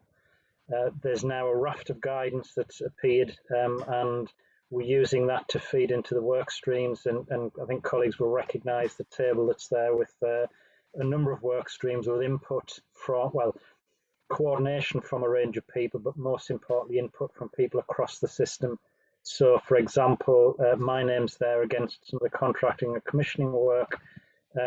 That's very much a combined effort with input from all of the CCGs, NHSE colleagues as well, from a very local and linking into some regional work as an example. So there's a range of things there, including some of the things on our agenda today, like EPRR. There's a work stream having a look at that, for example. The national guidance is there. There's various bits and pieces that are listed there. The HR framework's obviously a key bit for colleagues in the CCG, because this bill ostensibly moves CCG working into the Integrated Care Board, and for us locally that means 8 CCGs coming together as one as part of the Integrated Care Board arrangements. There's the model constitution that's mentioned there, which we've appended to this. Colleagues will probably and hopefully recognise it's very, very, very similar to CCG constitutions, and I think that's deliberate because a lot of this is transferring the statutory functions that we have as a CCG into the Integrated Care Board, and again there's a list of that was available through the national guidance, and if anybody is interested and wants to delve into the detail of it, there's a link there under item 9 that will get into the publicly available guidance. So colleagues are aware, we're also making that available to all of our staff through SharePoint, so that while we'll give them updates and précis on that, they can actually delve into the detail themselves if they want to, as part of it. So the last section looks at next steps. There's a design group that's being pulled together by Professor Sir Liam Donaldson as the appointed chair of the ICS. He's be working with a range of accountable officers from the CCGs, but also a smattering of FT, chief exec colleagues, and representatives of executives from each of the local authorities across the patch. So we've got input from our 5 local authorities locally within Tees Valley. It will be working, the first meeting's next week. It'll start to work on the guidance and what that means locally, and how we can get the interface right between the Integrated Care Board, the Integrated Care Partnership, which is the bigger piece, and people working locally. There's a job for CCGs to be doing as part of this in terms of agreeing the constitution, and I know some people thought that's a little bit odd. It's no different if we cast our minds back, those of us that are old enough to have been around when CCGs were created from PCTs. It was a joint approach between PCT and CCG, handing over the reins, if you like. So we're busy working on that and how it would work, and also a key piece of work for CCGs to be doing that will coordinate, so we do all in tandem with each other and as one process, but making sure there's local ownership for governing bodies, to make sure we do a really important piece of due diligence work to make sure that everything is safe and in order to hand over to the new organisation, and the new organisation's ready to receive that. So there's quite a detailed checklist of things to do as part of due diligence. We'll obviously involve governing bodies, and we'll need to make sure we do it, but it'll probably culminate in a piece of work where we can agree it all together and then move forward all together. The key bit that's being done at the moment is developing this, as Section 20 describes, this readiness to operate statement that will need to be signed off to say, from a CCG perspective, the ICB is ready to work. Last few bits and pieces on the paper, it describes the recruitment process that's underway for a designate chief executive. That's been done in line with all of the other ICSs across the country, so there's one process at the same time scale. So the expectation is interviews, so that will take place in October, and then following that there'll be the appointment process for the other executive posts within the ICB that are described in the paper. As the Section 26-27 mentioned, there's a key role for governing bodies in this to take forward in terms of the authorisation, and we'll discuss that more regularly, more frequently through papers like this that will come to all of the governing bodies as we go forward. We'll also obviously take the opportunity to have conversations in our informal meetings and development sessions, and most importantly, we continue to share this with staff, brief it with staff, so they understand any issues and things that are arising, so we can move forward together for the 1st of April.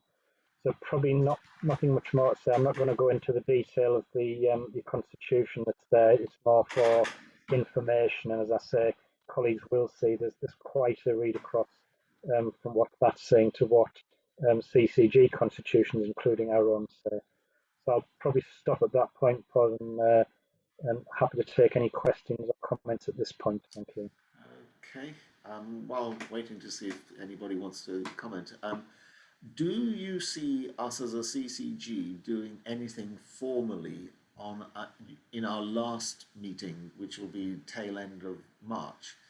And unless you do, we basically will have 2 meetings left to do all the signing off and all the formal processes that we need to do, Dave? I think there is a role to play, as the paper suggests, Pos. I think we'll need to get the governance subgroup that's having a look at this just to work through some of this. So I think we may need to stand up some of the meetings just to get through some of this business, but there's definitely a role to play for CCGs in handing over the accountabilities, responsibilities, and indeed some of the resources. Staff is the obvious one, but also use of buildings, etc., and use of equipment. So we'll need to reflect on that, and we might need to stand some things up. We could formalise some of our informal conversations if we need to, and there is a piece of work on, because as we can imagine, with 8 CCGs and 8 governing bodies across the North East and North Cumbria, there's a bit about making sure we synchronise this, so we're doing it all as close to the same time as possible as we can. And is there any role for the joint committee of CCGs to, particularly the synchronisation part? Yeah, there's certainly something we've discussed informally that we need to work through, and I think that comes into the decision-making process for some of this. So as we get closer to the 1st of April, there are decisions that we'll make that are normal business, but we'll be committing a new future organisation to things. So we need to be careful and clear how we do that, but that's being picked up at the moment through the various work streams. Certainly the contracting and commissioning work stream that's got my name against it, we're doing a bit of an assessment in terms of which decisions might need to be made when, and it could be that some of those we could actually ask the joint committee to do, subject to all the governing bodies agreeing. But again, we just need to do a bit more work on that, pause, and bring it back. Okay, anybody else? Questions, queries, comments? No. In the absence of that, everybody happy to note the progress made to date? Okay, yeah. Lovely. Thanks, Dave. Moving on to the finance report. Over to you, Mark. Okay, thank you. So this is the finance report for the first 4 months of the year, up to the end of July. As you know, we're still in the temporary financial regime, and whilst that covers the majority of our costs, there are some areas that we're able to claim outside of that arrangement. So for our CCG at present, there are a couple of areas that we're expecting some top-up allocations for. One of them is for the hospital discharge programme, so that's in respect of those first 4-week periods that we've spoken around before when people come out of hospital. And also, and perhaps more importantly, some money in respect of independent sector acute activity, where we're able to attract extra funds in to address some of those backlogs via the elective recovery fund. So we're expecting a couple of top-up allocations for those that come to just over £2 million. We have had allocations or top-up allocations for those in previous months, and the first 2 months so far have been confirmed, so we can take some reassurance from that we would expect that funding to flow in the same way.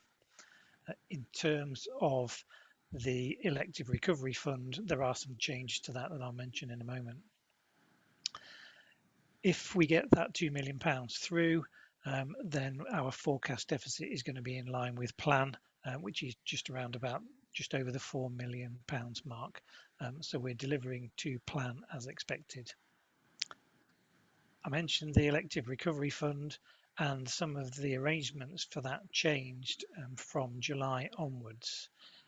As a result of that, the expectations in order to attract more income in have become a little tougher. And we're now based on 95% of historic activity levels from 2019-20. So that's quite a target to meet based on all of the other pressures that are in the system that we've mentioned during the course of this meeting. On that basis, the CCG isn't expecting or forecasting to attract additional ERF or elective recovery fund income for July, August, September period because of the pressures we've experienced. That doesn't mean that we're not trying to push through some of that activity as quickly as possible into the independent sector. It's more a reflection of some of the pressures that we're seeing in NHS providers. In terms of efficiency, the CCG is on track to deliver its efficiency plan for this year, for the first half of the year, I should say, which is around £2.3 million. And for an overall intermediate care partnership, so that's ourselves and the acute trusts, North Tees and South Tees and Tees and Weir Valley, taking that as a composite arrangement, we're on plan to deliver a small surplus, so in line with plan, which is positive. When we were considering the funding during the course of last financial year, during the financial regime that we're in. We took the opportunity to move funds around as we got a bit more clarity around where pressures emerged during the year, and we'll continue to do that this year, particularly in this first half, but it's expected to continue into the second half of the year. We don't know yet what H2 or the October to March period numbers exactly are. We're expecting some more information on that, if not this week, then next week at the latest. And that'll help to inform not only what the first half of the year looks like, but also how that might manifest itself into H2 or the second half of the year. So I think it's positive at this stage in terms of being on plan with how we expected the position to look, and I'd be grateful for a bit more clarity as soon as that arrives, given that we're only a few weeks away from the 1st of October now. So that's it from me, Pos. Okay, thank you. Any comments and queries, clarifications? It's good that we're working according to forecasts. So, oh, David. Sorry. Thanks for that, Mark. I realise that the finances of the acute trusts is their business, but overall, as we move into ICS, there will be the responsibility, I think, for the whole of the health economy to be balancing the books. Do we know, as things stand at the moment, how well the acute trust will be able to live within the sort of the allowances that we're paying through the CCG and what they receive from NHS England, etc., or is that known whether they're roughly within balance or not at the moment? So thinking of the numbers or the funding that we're receiving within the temporary financial regime we're in at the moment, then our acute trusts are managing within that, but recognising that that includes additional money for COVID and system pressures responses. So that's not the norm, really. The challenge we've got, David, is that we don't know what the norm looks like from the 1st of April next year. Yeah. So it's really difficult to answer that question until we've got a bit more clarity on that. So I think that's probably where I am at that at the moment. Thank you. Can I just raise the prescribing budget? Because that is one area of appears to me area of fairly significant overspend. Now, is that a risk, particularly with, presumably that's the budget for primary care prescribing? Is there a risk that any endeavours or tries to reduce that level of overspend may run into the sand in the face of pressures of time and capacity in primary care? So a couple of points on that, really. It's a very volatile area, prescribing, and particularly in the early months of the year, it's a bit of a challenge to tie down some of those forecasts. We know from previous years that the forecast in the early months isn't always where we end up. Having said that, there is a forecast overspend on prescribing. The year-to-date figure is greater than that, so there is some positive messages in terms of some of the QIP delivery that is still happening on the back of the work done by meds optimization teams, some of which is the good work that's been done in previous years that then starts to come through and pay dividends later. So there is an overspend there. It's not an area of huge concern at the moment because of that volatility, but we're keeping a close eye on it. In terms of the capacity or the opportunity to continue to deliver those savings, you're right, it's an additional ask on top of everything else that's being asked to be delivered. But some of those changes that have been made last year and in the early part of this year will have a full year effect to them, so they will continue to help us with those. But I'm happy to ask Janet to come in and comment in terms of the work being done by the meds optimization team in prescribing too. Over to you, Janet. Thanks, Mark. Thanks, Dave. I mean, I would certainly echo what Mark said. It's the initial part of the year where we all often draw breath, but then things do tend to settle down. We are aware of some areas that the spend is higher than we anticipated, and obviously the MO team are looking at looking at those areas and focusing on them to identify what is clinically appropriate and what is, an area that additional work could potentially influence. We introduced several measures over the last few years, one of which was the RPOS system, the repeat prescription ordering system. And understandably, COVID has made a whole host of changes to how patients order and pick up and collect their prescribed medication. And it is true, there is a need for us to be certain that, the patients are getting what they need and aren't over ordering any of the medication that increases the costs. Obviously they will eventually take it, but it's how you make sure that you manage the cost on a steady basis.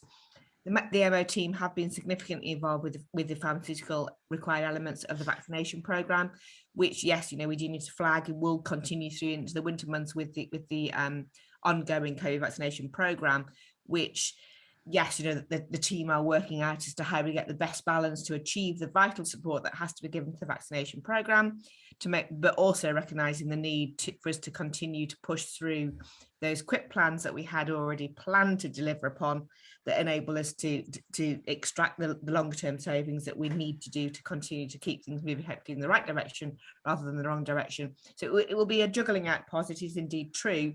However, there are certain elements that we are aware of collectively that we are addressing.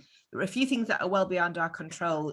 Certain medication, actually, if it costs more simply because of a shortage, for whatever reason, from a manufacturing element, it has significant impact upon the prescribing budget. And one medication, yes, has attracted hundreds of thousands of pounds greater cost simply because that's how much it costs for the patients to be prescribed it, but it would not have been appropriate to change those patients onto alternative medication. So it's some of those factors that really are, beyond our control, but it is true as the year progresses, they tend to balance out more. Okay, thanks. Karen, from an audit committee perspective, anything you want to flag for the rest of the governing body at all?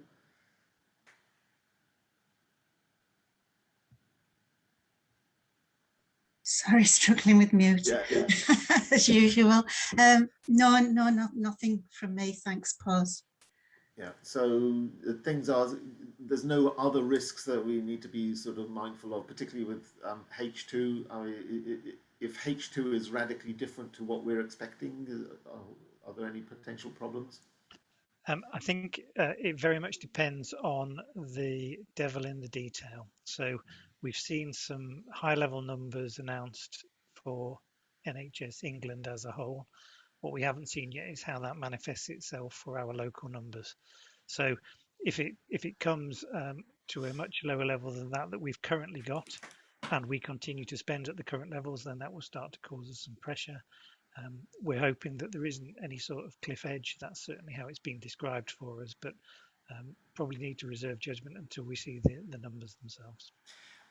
Is there any chance that they'll use H2 to prepare the ground for the funding levels and sort of equity of funding distribution ahead of ICS formation?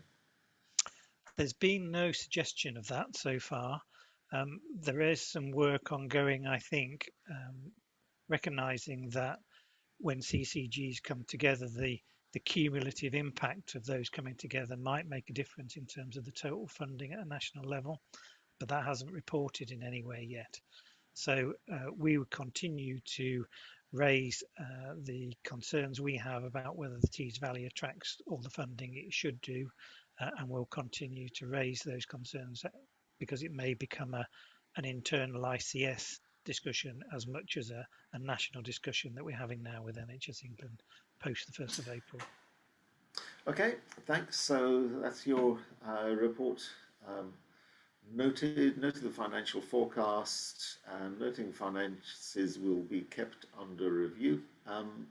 That's it. Moving on then. It's you again, Mark, for the external auditors report. Thanks. Okay, thank you. So the purpose of this report really is to bring to the attention of the governing body the work done by our external auditors, who were Ernst & Young. The report confirms that for the financial year 2020-21, there was an unqualified opinion in respect to the financial statements. In addition, the auditors had to do some additional work on value for money. It was a national requirement for all external auditors. And again, they had no matters to report by exception on our arrangements, which is a positive message. There are because of the effects of closing down some of the pre-merger CCGs and the opening up of the new one, where there were transactions between those CCGs. Once you consolidate, that creates a bit of a variation, but that's an acceptable variation for the opening statements for Tees Valley, so that caused no concern.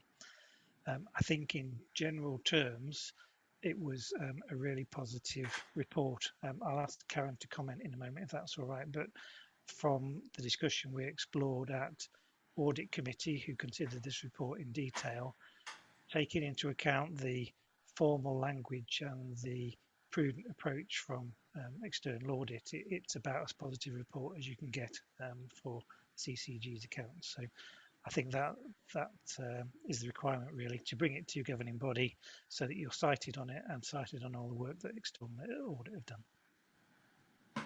Okay, thanks. Karen? Yes, thanks, Paz. The auditors took us through this in full detail at the Audit Committee. And I'd just like to echo Mark's comments that it was a very challenging financial year, as we're all aware, and to receive what in auditor speak is a very positive annual report is, I think, a good achievement for Mark and the team. So yeah, the Audit Committee were happy to commend it to the board for approval. Okay, thanks a lot. So, Joe.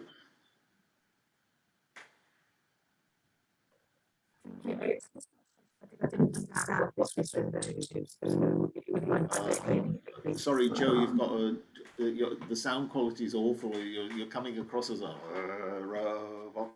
I can't make out what you're saying. No. No. Oh, no.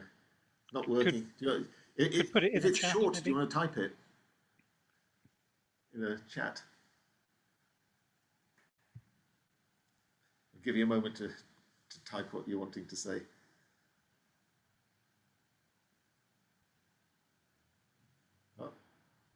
I can't see Joe.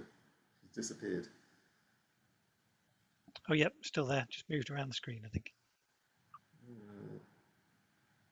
Oh, yeah. Right. Yeah, just waiting for Joe to type. No pressure. Ah, lovely. Right, there you go. What does net loss on transfer of absorption mean? Yeah. Good question. That's a very good question. It's auditor speak or accounting speak for when you have transactions between your organisations that you're merging. It comes up with a difference because they don't always net off perfectly. So that was the reasoning for that. So that's when we merged CCGs. Is that correct? That's right. Yeah, at the opening point of the Tees Valley CCG. That's right. Right. Okay. Well done to Joe for reading the report in detail and picking that out. Yeah. Absolutely. Thank you. Very astute. Any other questions or comments? The one thing that I've got to say is it struck me as an incredibly colourful report. That they used an awful lot of nice sort of photos of everybody sort of working hard within the NHS. Anyway, more colour than ours. Right, so everybody happy to approve that report and receive and approve that report? Yep, nods all around. Yep, lovely. Okie doke. So moving on, quality and safeguarding report. Over to Eugene. Thanks, Paz. Can I just check? I think everybody who's on this call was also on the in-committee. Is that correct? Yep. Okay. So with your kind indulgence, I'll be extremely brief then, given that everybody will have read the reports and they've had their highlights in the in-committee. But Jean, sorry. Sorry, Jean. Well, one thing to bear in mind with this being recorded and for public consumption, so you still need to sort of flag anything that you'd want a member of the public watching this meeting online, if necessary. Yeah, I was literally going to go over the tops. Okay, then, pause. Thanks. So, colleagues have had the papers, had the opportunity to read the papers. Some key things are never events for South Tees, which you can see the detail there, that they have had now 7 reported never events this year. Loss to follow-up, that continues to be a challenge, and we do continue to identify new areas in new services where this is evident. But also I think the important thing is the ICS has picked up our comments in terms of, we felt that although South Tees were early reporters, it was likely to be an issue elsewhere. So we are also seeing it across the ICS, and we're seeing that nationally as well. Maternity pressures, this is referenced several times in the report and is definitely a system issue, but I've got it in the report because of the impact locally here for us in terms of our services and how we manage our patients. Under North Tees, I've referenced the non-invasive ventilation incidents, and we have talked of these over several successive reports. I think the additional positive thing to highlight is this improvement work was recently presented at the Tees Valley CCG Quality Committee, which is also largely our ICP Quality Committee, because we have NHS large providers represented there. So this was shared by way of a good example of work, but also good work to share, so wider dissemination of the lessons learned. You can see there the current state situation for TUV in relation to their CQC inspection programme. We are expecting the final report to be hopefully available later towards the end of this month. This will be the overarching for the well-led, as well as the forensics and community CAMs that has been undertaken through the summer. The quality board remains in place. As you know, this trust is in escalation for concerns, and I've gone on to list some areas in terms of serious incidents where we're seeing those concerns.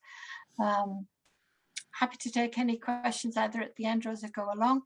NIAS, I think the key thing there is the concerns raised by the more major trauma network review.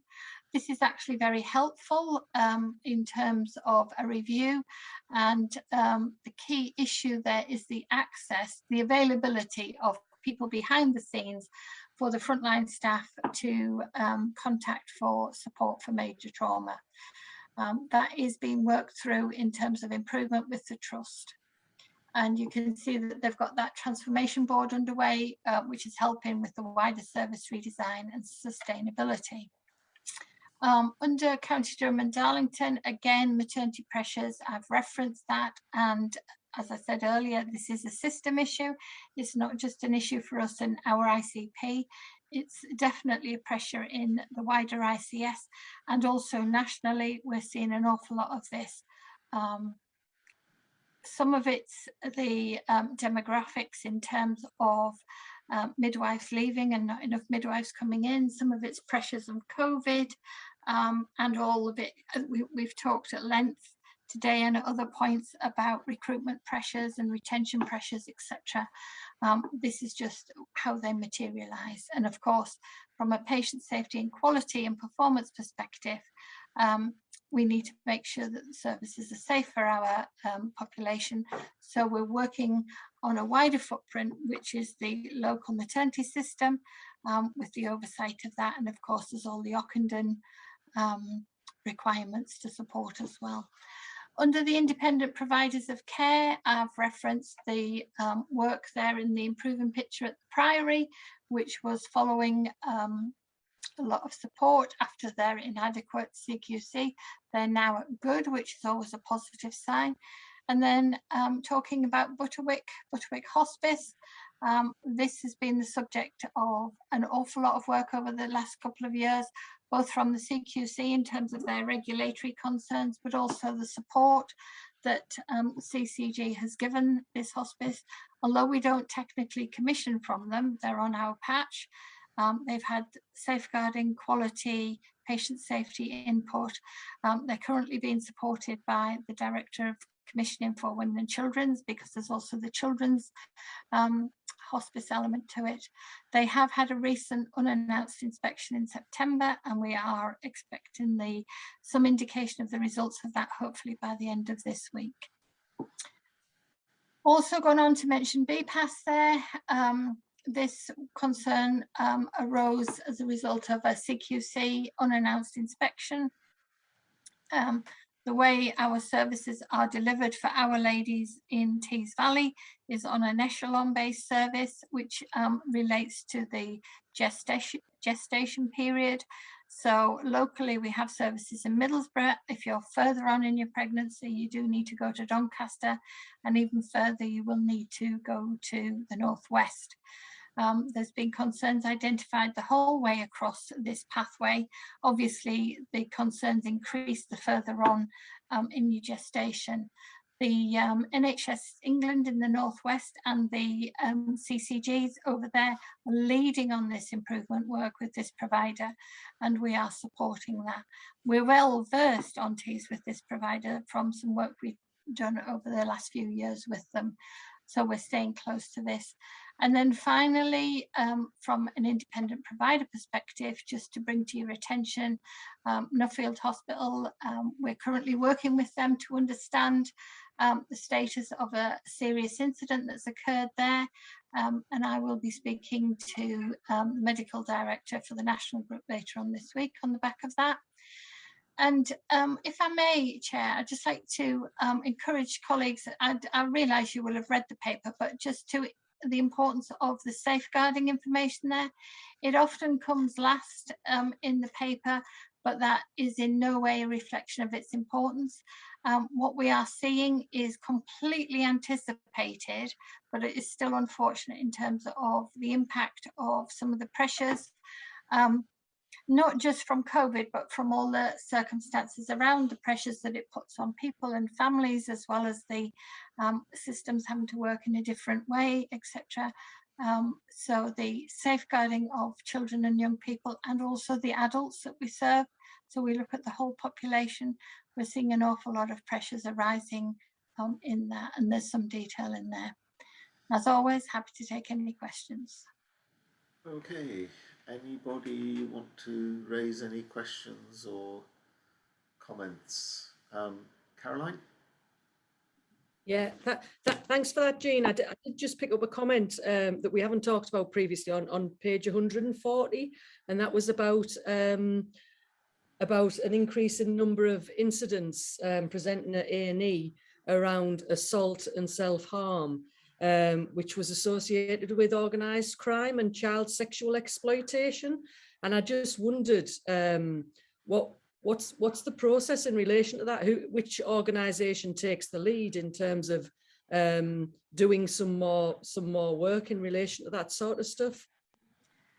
Well, we all do really, Caroline, which is why it's a partnership perspective. So if I may, Chair, this might take a little bit of time, but we do know that on Tees, so if you listen to the police colleagues, they talk about metropolitan crime, although we're not a metropolitan area. So the serious crime and the serious and organised crime that we have in Tees is quite significant, and the challenges that arise from that. We also know from the county lines concerns in relation to children and young people. We have challenges around that before we even look at our deprivation, health inequalities and things like that. So everybody has a role. The police have a role in terms of prevention and the associated judicial side of things. Social care and health have a role in terms of the prevention and the support, supporting families and everything like that. We all have an educational role.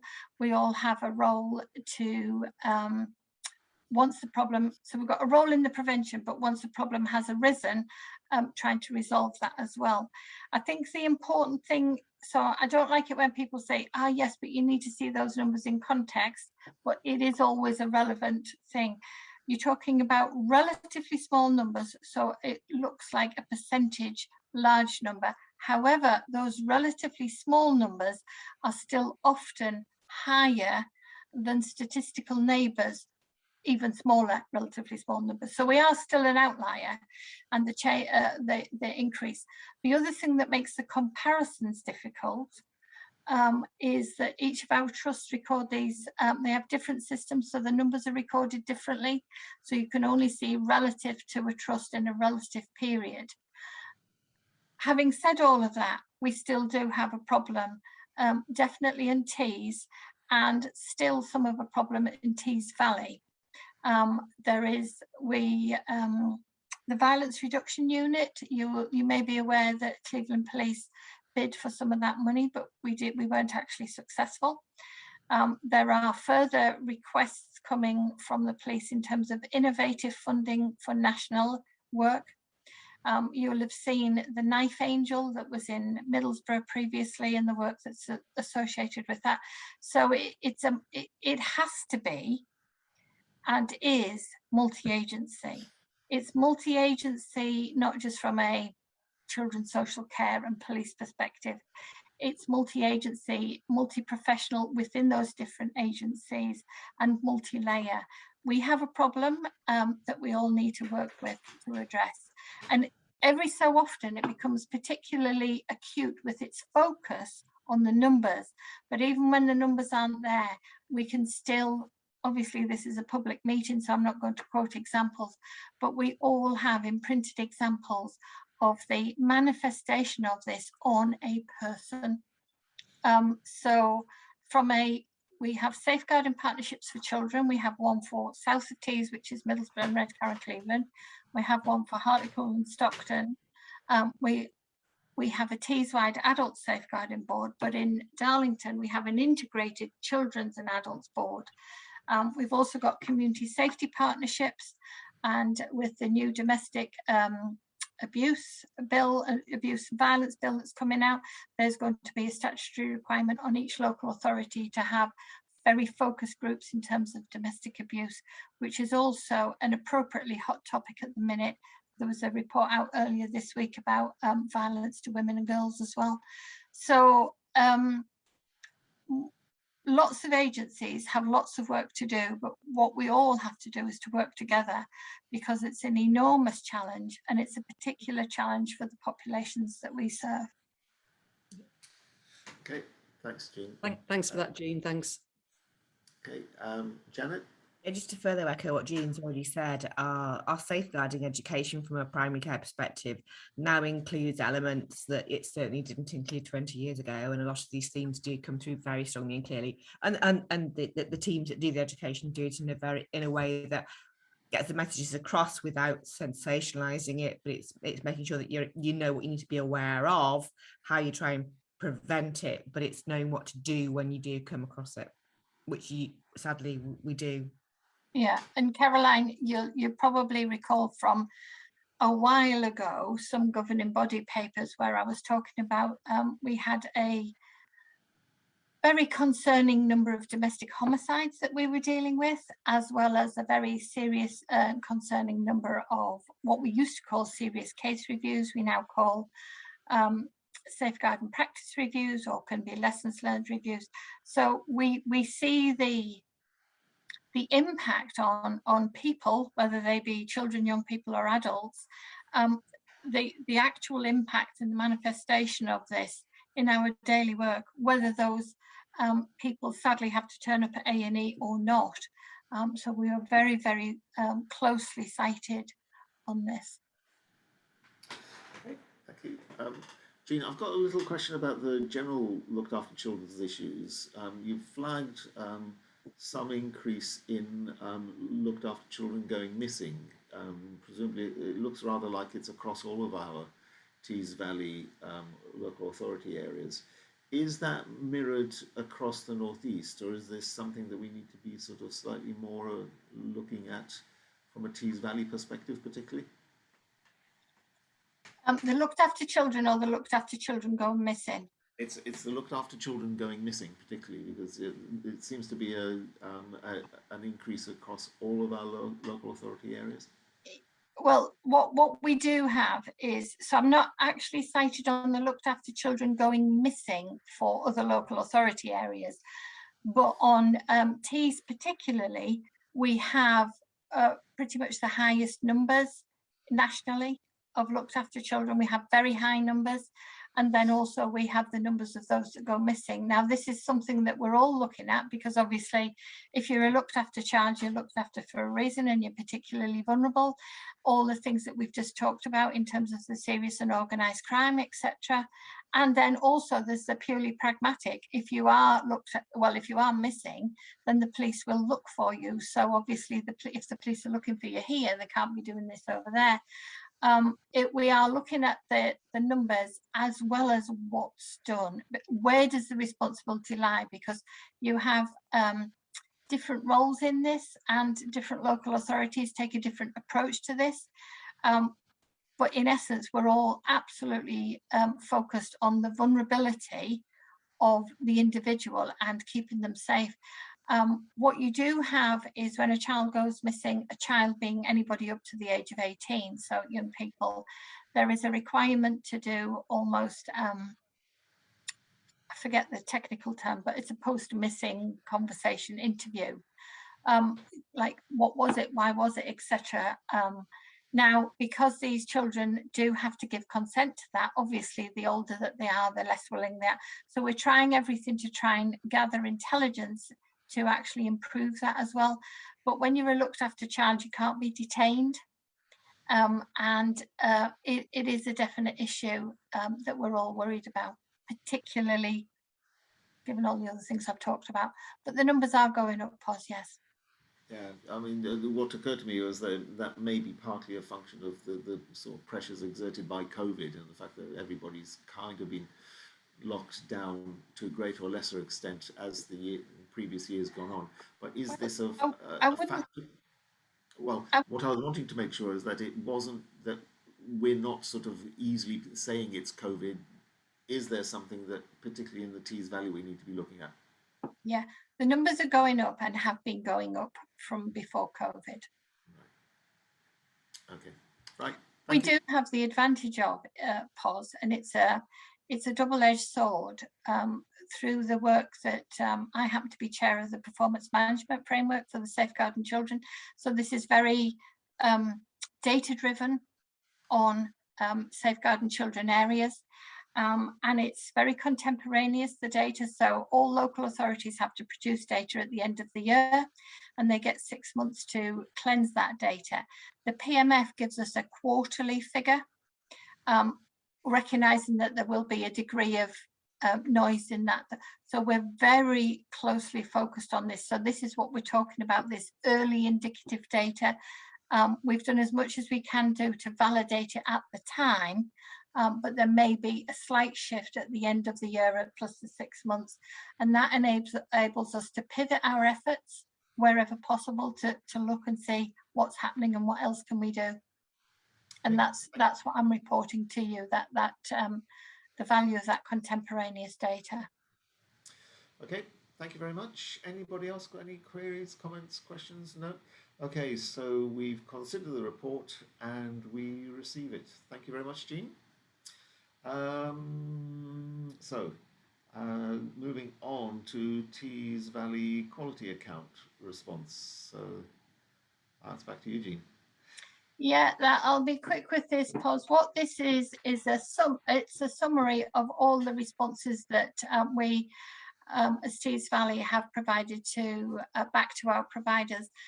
There's a requirement for them to do a quality account, to produce that annually, and it talks about their areas of challenge, their areas of improvements, their areas that they'd like to rejoice in and to share that good news. And it's a pragmatic, transparent, candid approach to the year that they've had. And as commissioners, we provide comment on that back to them. That gets published in their various different quality accounts, and we bring it here so colleagues know what we've been saying. We're not bringing each and every quality account because that would be really, really extensive. However, those quality accounts are all available online for anyone who wants to go and have a look at them. Okay. And it's just really for information. Thank you. Lovely. Anybody want to comment on those, or we'll just receive those? Thank you very much, Jean, for bringing them to us. Noted. Okay. So, Tees Valley performance recovery update, Craig. Thanks, Pos. I'll just assume that everybody's had the opportunity to read through the report and formulate some questions, but I'll give you a few highlights, picking up first on the recovery section of the report, and then some specific points from the performance element. And just to reassure all board members that the CCG is still running its performance management approach with all of our providers. So we still have performance clinics in place with the providers. They now take place in a joined up way across North and South Tees, FT, and we have a discussion with Darlington Memorial Hospital as part of CDDFT as well. There's an executive performance review, and we also take a performance report into the ICP executive management group. So we've got a really joined up approach to understanding what our performance challenges are and how we're going about addressing them. That said, running into the report, the first couple of slides focus on the COVID infection rates and where we are at the moment. Because of the nature of the information and the pace of change, the slide actually details the position at Wednesday, the 18th of August. So clearly things have moved on considerably since then, and children have gone back to school and infection rates have changed somewhat. But what is pleasing to note is that the England rate, the average rate, has actually come down from the position reported in the report. Unfortunately, the North East and North Cumbria rate has gone up slightly, and the Tees rate has stayed there or thereabouts where it was.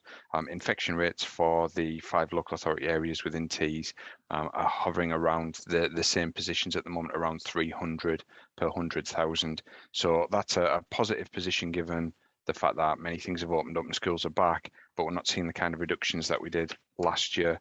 Just moving on in terms of our vaccine uptake, most of our vaccine activities at the moment are around cohorts 11 and 12, and obviously trying to maintain the evergreen offer for those who haven't been picked up in the earlier cohorts.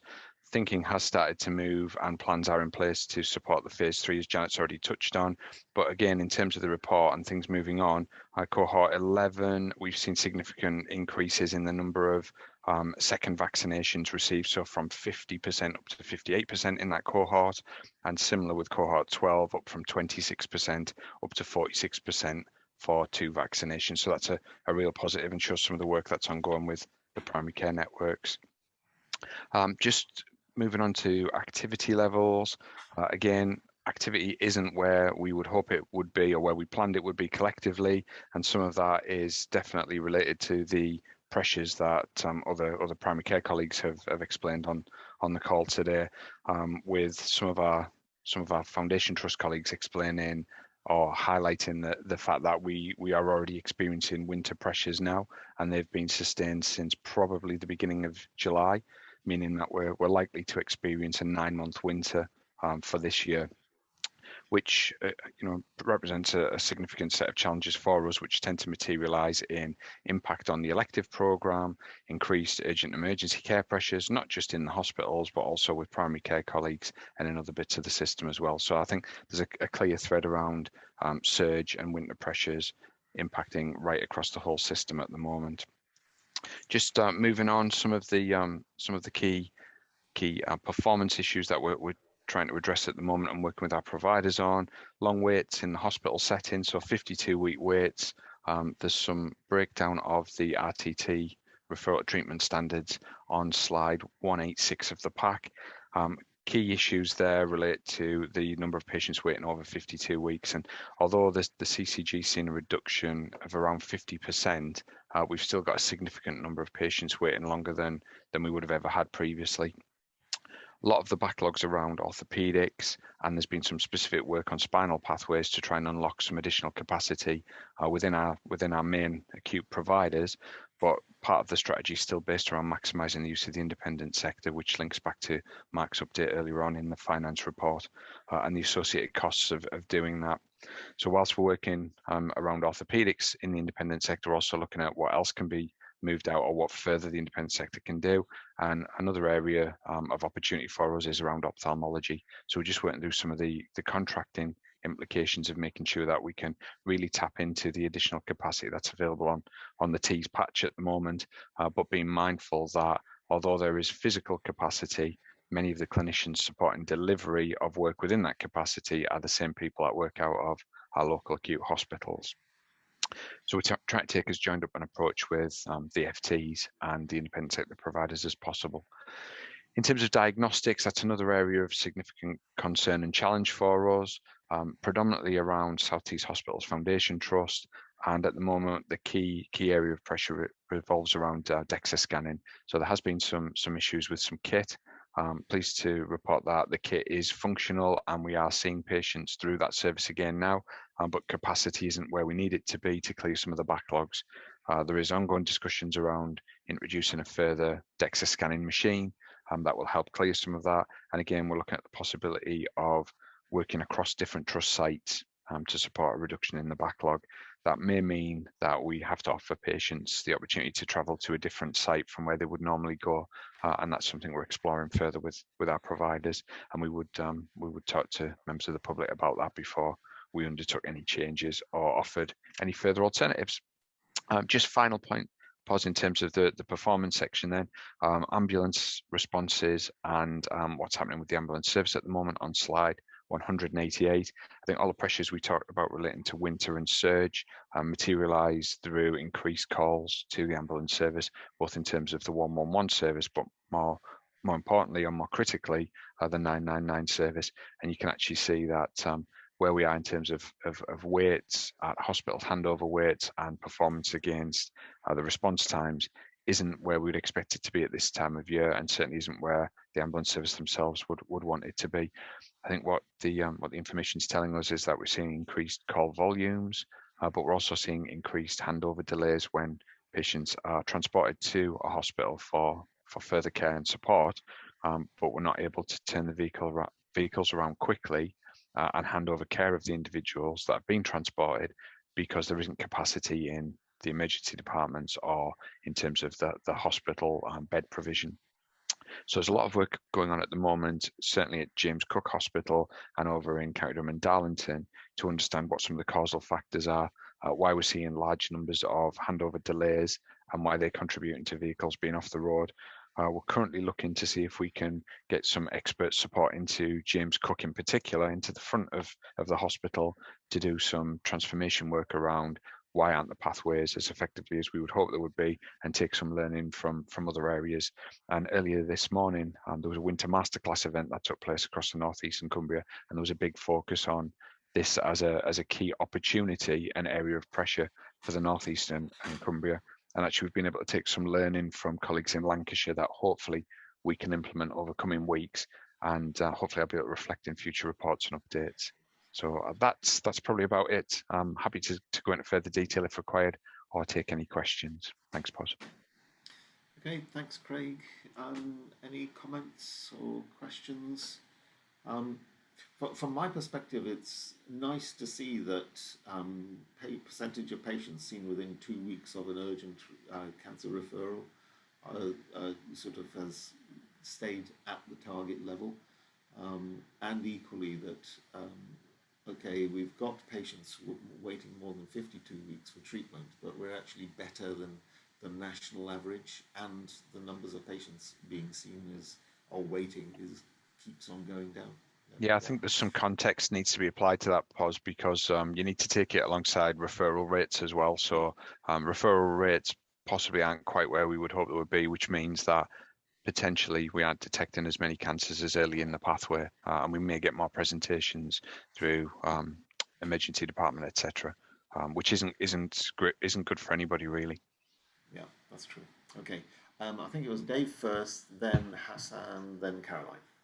Yeah, thanks, Pos. And just some national context on the report that's in front of us. So there is, I was going to say, there will be a national focus, and we'll see it when we get the planning guidance that's due to hit the mat hopefully tomorrow, on a 52-week wait and 104-week wait, of which we've got some in Cumbria in the North East, but also all ICSs, all regions, are going to be asked to create a improvement plan for ambulance handover. So on the one hand, there's some work that we need to do. On the other hand, it's obviously a national issue as well that we're busy working on. But I think it's part of a theme of, there is more money coming to the NHS, which is good, but we need to demonstrate that we're getting best value out of that and actually making an impact on some of the recovery challenges that we've got from COVID. So it'd be good to see some of this improve over the next few months as some of that starts to bite. Okay, thanks, Dave. Yeah, noticing that there's some problems with people are having with Zoom, not just Joe, but Karen as well, but we'll do the best we can. Caroline. Oh, sorry, Hassan first, sorry, apologies, and then Caroline. Thanks, Boz, and thanks, Craig, for that for that update. CCG has always been really good in finding innovative ideas around winter time to help with capacity, especially in urgent care, in the hospital and in primary care. And this year, where we haven't really seen much of a lull or an improvement in demand, and with COVID coming, possible another COVID spike coming in the coming months, is there anything that we're doing as a CCG that might preemptively help put some extra support into the urgent care departments and in out of hours to try and preempt that essentially? Yeah, I think the primary response that we can offer as a CCG is helping to work with the clinicians to understand what they think needs to be in place. So we've supported the establishment of the managed clinical network for urgent emergency care, where clinicians from secondary and primary care have come together to look at some of the pathways and what the opportunities are. I think as a commissioner, we're pretty much restricted to being able to support and bring in examples of good practice from elsewhere and release funding into the system when we have it. And I think our hands are a little bit tied at the moment in terms of the available funding to support taking forward initiatives. So what we've been looking to do is try and make the best of what we've got and work with the clinical teams to either improve pathways or clarify access to services and ensure that demand's appropriate, Hassan. But yeah, I take your point on board. In the past, we've been able to look at innovative solutions around putting additional capacity into emergency departments or alternative solutions that mean patients have got a different point of access to the system and lighten the load, whether that's on primary care setting or a secondary care setting. We probably need to take stock in terms of a new national plan that's just been issued earlier this morning. So I haven't had the chance to review that yet in terms of what that means for us. But there's a 10-point plan for the recovery of urgent emergency care services, which spans right across from primary care, community, and into the hospital-based services, also taking in 111 and 999. And I think once we've had a look at that and understand what funding opportunities there may be and what opportunities there are to maybe look at making pathways more effective or reorganising some of the services that we've already commissioned to deliver further benefits in the winter, then we'll have a clearer indication of what's possible. But just as we stand at the moment, we're very much working with the managed clinical network and asking those guys to support us in directing where our energy is best put and how we can perhaps tailor the system to better meet the demand that we all expect to come over the coming months. Thanks. Caroline. Yeah, it was just a really brief, a brief comment that it was great to see all of the stuff on page 176 around all of the stuff that's been done to try and increase the vaccination uptake with young people. I just know a few of my relatives have commented that they've just popped in to the pop-up centres that they've seen around the place. So I think it is great that we're working with the football club and what have you to do stuff like that. Okay, thanks, Caroline. Report noted and received. Thank you very much, Craig, for level of detail and extra information. Thanks. Okay, last of all, governance and assurance and risk report. Back to you, Jackie. Okay, thank you. I'll just go over this very briefly because a number of the items in the report have been picked up elsewhere on the agenda today. Firstly, in terms of the risk update, governing body have previously requested that we don't have the full risk register or assurance framework at every meeting, but for me to identify if there are any changes to the risk register. So that's why the full register isn't appended this time. Highlighted there, though, that as requested by the governing body previously, a risk has been included for the Butterwick Hospice, and I know Jean covered some of the details of that as part of her report. And I must apologise, I've just noticed that I've used C and L towards the bottom. That C, of course, is a consequence of the risk, and the L is the likelihood, and I shouldn't do that, it's certainly in a public meeting. All of the risks are currently in date, but all directors are reviewing their risks at the moment, and the full updated risk register will be coming to the governing body at the next meeting in November. I've touched on a few things that are happening as part of the transition. So in terms of looking at potential risks for the future organisation, some preparatory work for that is underway, just in readiness for 1st of April.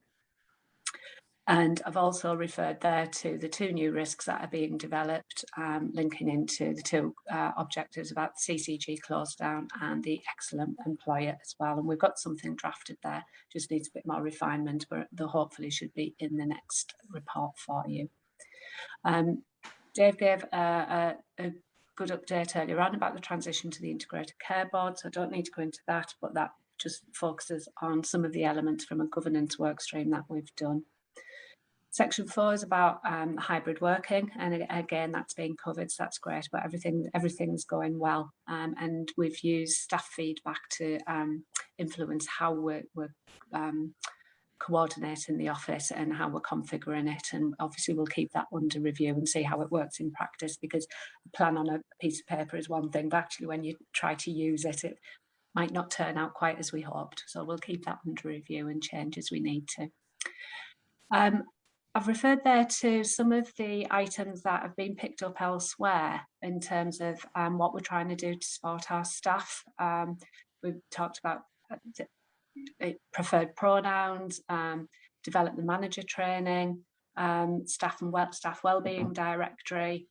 We had a little 5-minute stretch well video in a recent staff event, etc., etc. So we've done a few things there. I suppose the key thing I would pull out of this is we have tried for the last year to take part in the National People Pulse survey, which is a roughly monthly survey that's done with all our NHS organisations to try and get a quick feel for how people are feeling, so that we can address things more rapidly.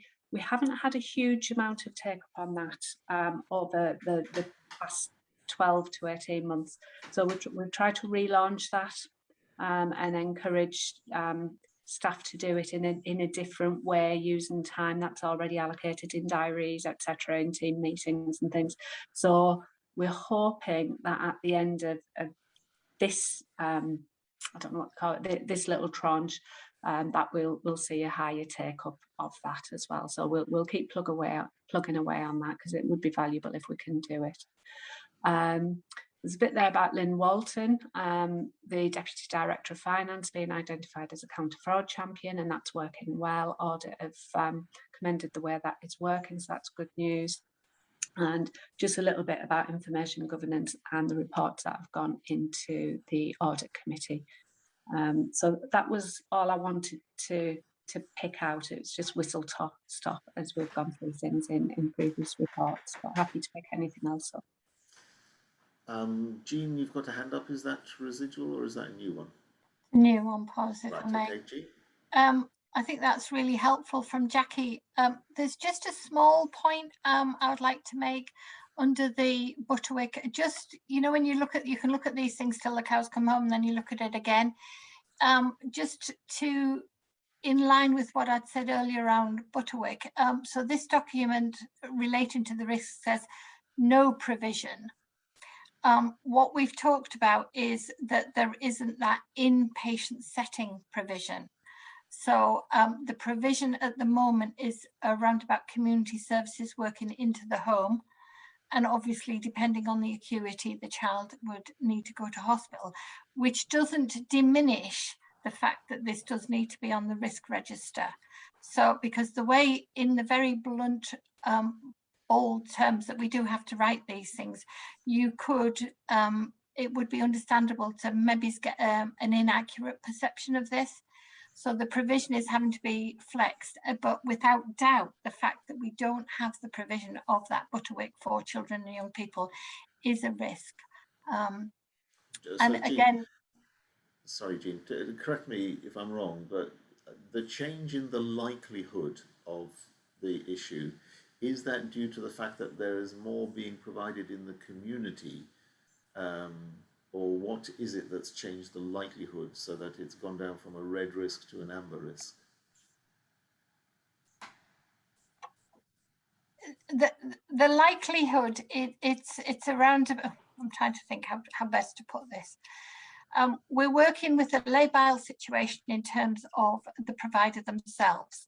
So whilst we're working with that, we've tried to beef everything else up. So our other services are aware of that risk, so they are more responsive in terms of meeting need. Does that help to explain? Or would you like me to bring something more detailed back? I could speak to Alex for more detail. But the point I was making was and it might just be the risk language, because I can see Jackie's putting her hand back up, and it might be her saying there is a risk that there will be no provision. But in actual fact, what we've got is mitigating circumstances, and the bigger, wider detail, I'm sure, of the risk register would make that clear. Yeah, I'll bring Jackie in next.